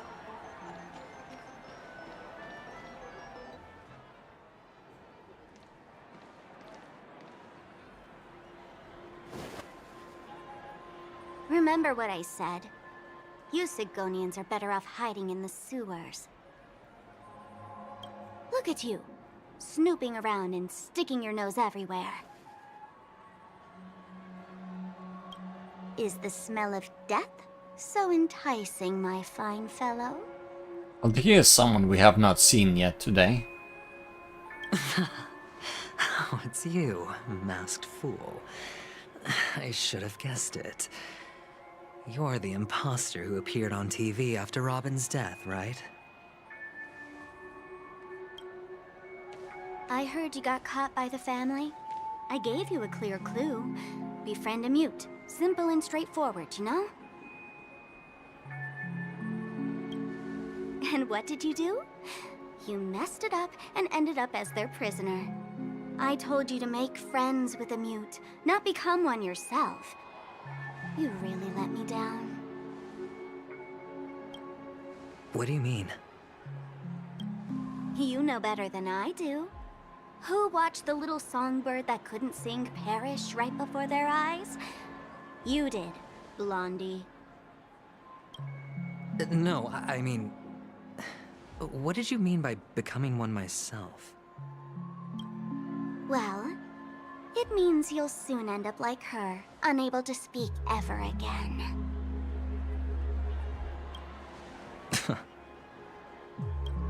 But it's a good thing if you ask me, because...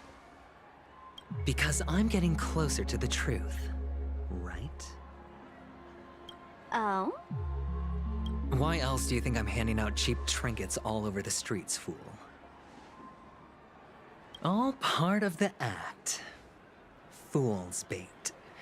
The more pathetic I seem, the more likely you'll come sniffing around. So, now that I've drawn you out, will you reward me with an answer for my efforts? Why should I help you? Don't you want to see Penacony descend into... chaos? Well, I can make that happen. I just need an answer to one question. Back then, when you asked me to find a mute, did you really mean Robin? No, you mean the main character, except she is not as mute as other main characters.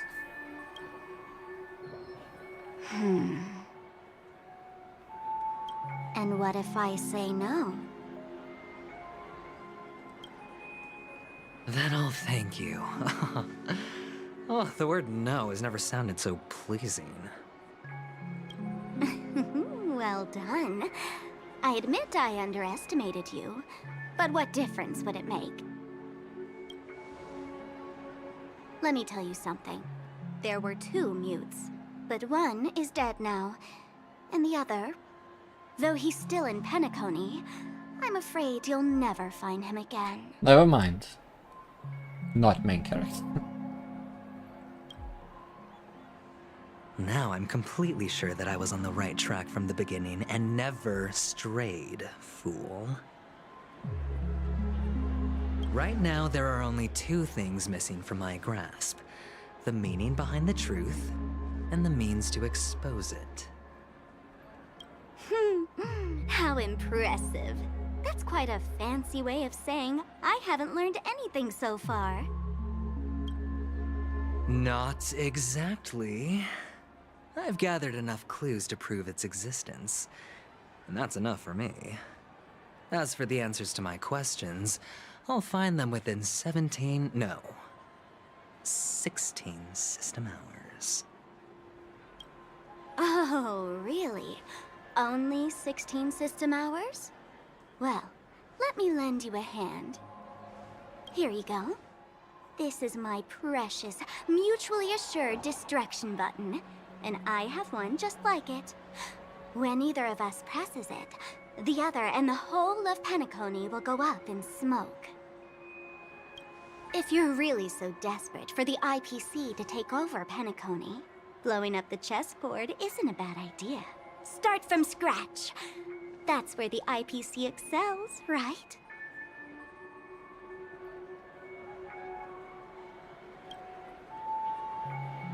Just press the button when you're at your wit's end.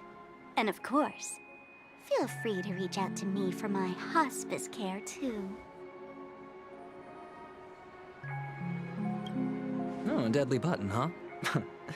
Well, I guess the family didn't take your threat seriously at all. Otherwise, how on earth did you manage to bring it in here?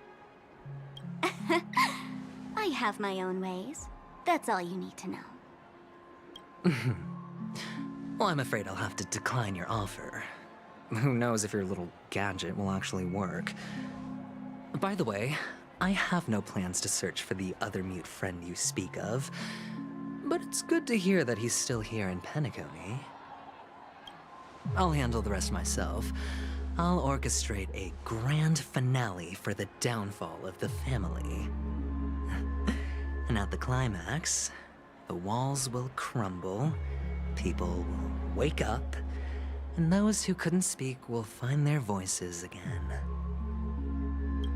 When that time comes, go ahead, press the button, light up the sky with a magnificent fireworks display for me. Catch you later, fool. You're still talking big, but sure, if that happens, I'll stay true to my word. Just don't let me down now, okay?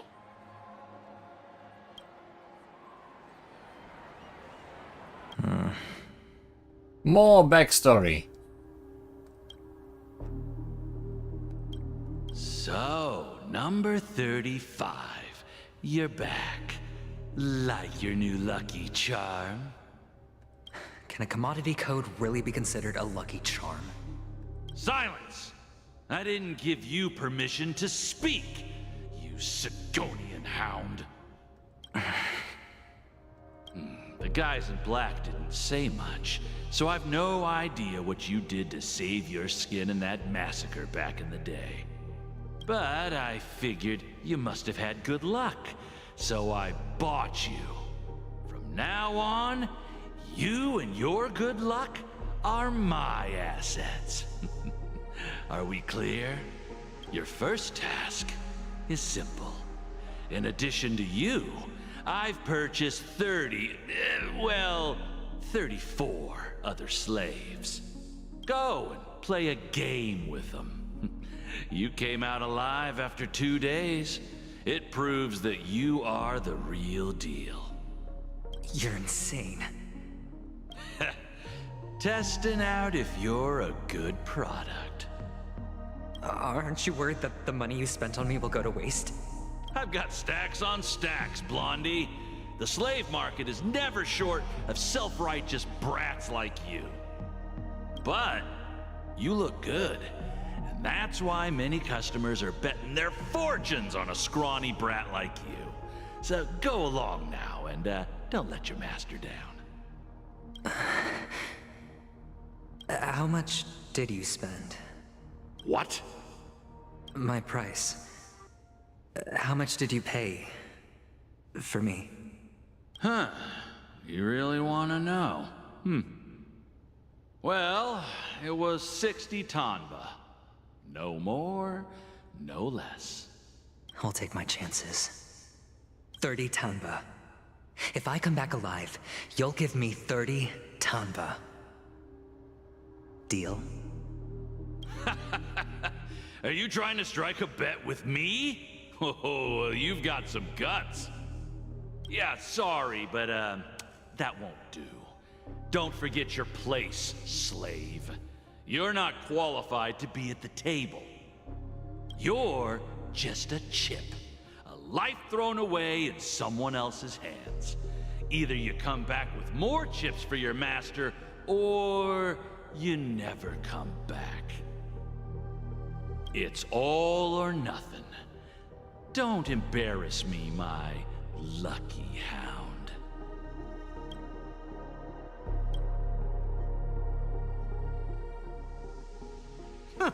What brings you here, Gallagher? Some friends from the old days. Do you have a moment to spare, Siobhan? Oh, I have the whole day to spare. Ladies and gentlemen, welcome to Dream Jolt Hostelry.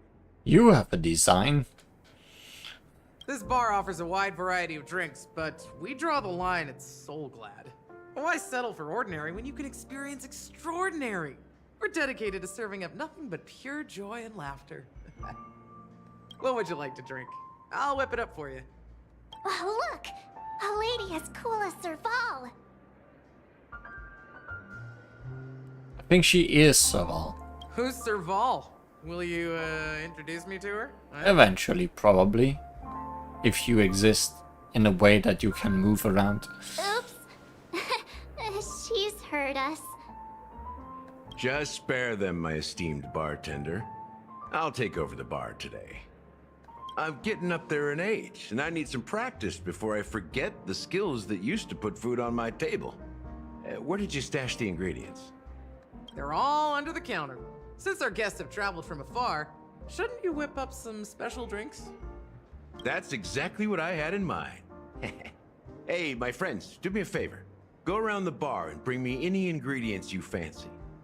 The discussion might take quite some time, so I'll prepare some customized, non-alcoholic drinks for you. In the bar? But aren't all the ingredients right there on the counter? Why, we're in a dream, my lovely lady. You can help yourself to anything if you wish for it. Comfort, hunger, confusion, or even boredom. It's all within reach, right at your fingertips. Oh, did you hear that? She just called me my lovely lady. Even in reality, mixing drinks is more than just throwing ingredients together. A bartender needs to capture the bar's atmosphere, master technique, and spin a tale of mystery and anticipation. Only then can a perfect drink crafted with a customer's life story be created. In other words, what you get from your drink is down to luck, so don't overthink it. Indecisiveness has no place when it comes to enjoyment.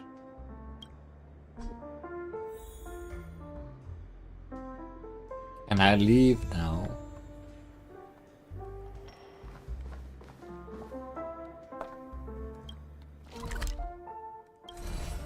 I can leave now. Let's go away as far as possible. And next time, let's make a drink. Ready to squander the remainder of your days? And witness possibly how this weird multi-layered double triple path story continues. Spoilers, I guess there will be a third path. And we'll get there eventually. Until then, thanks for watching. Let's finally wake up from this dream. And maybe find some real dreams somewhere. Bye.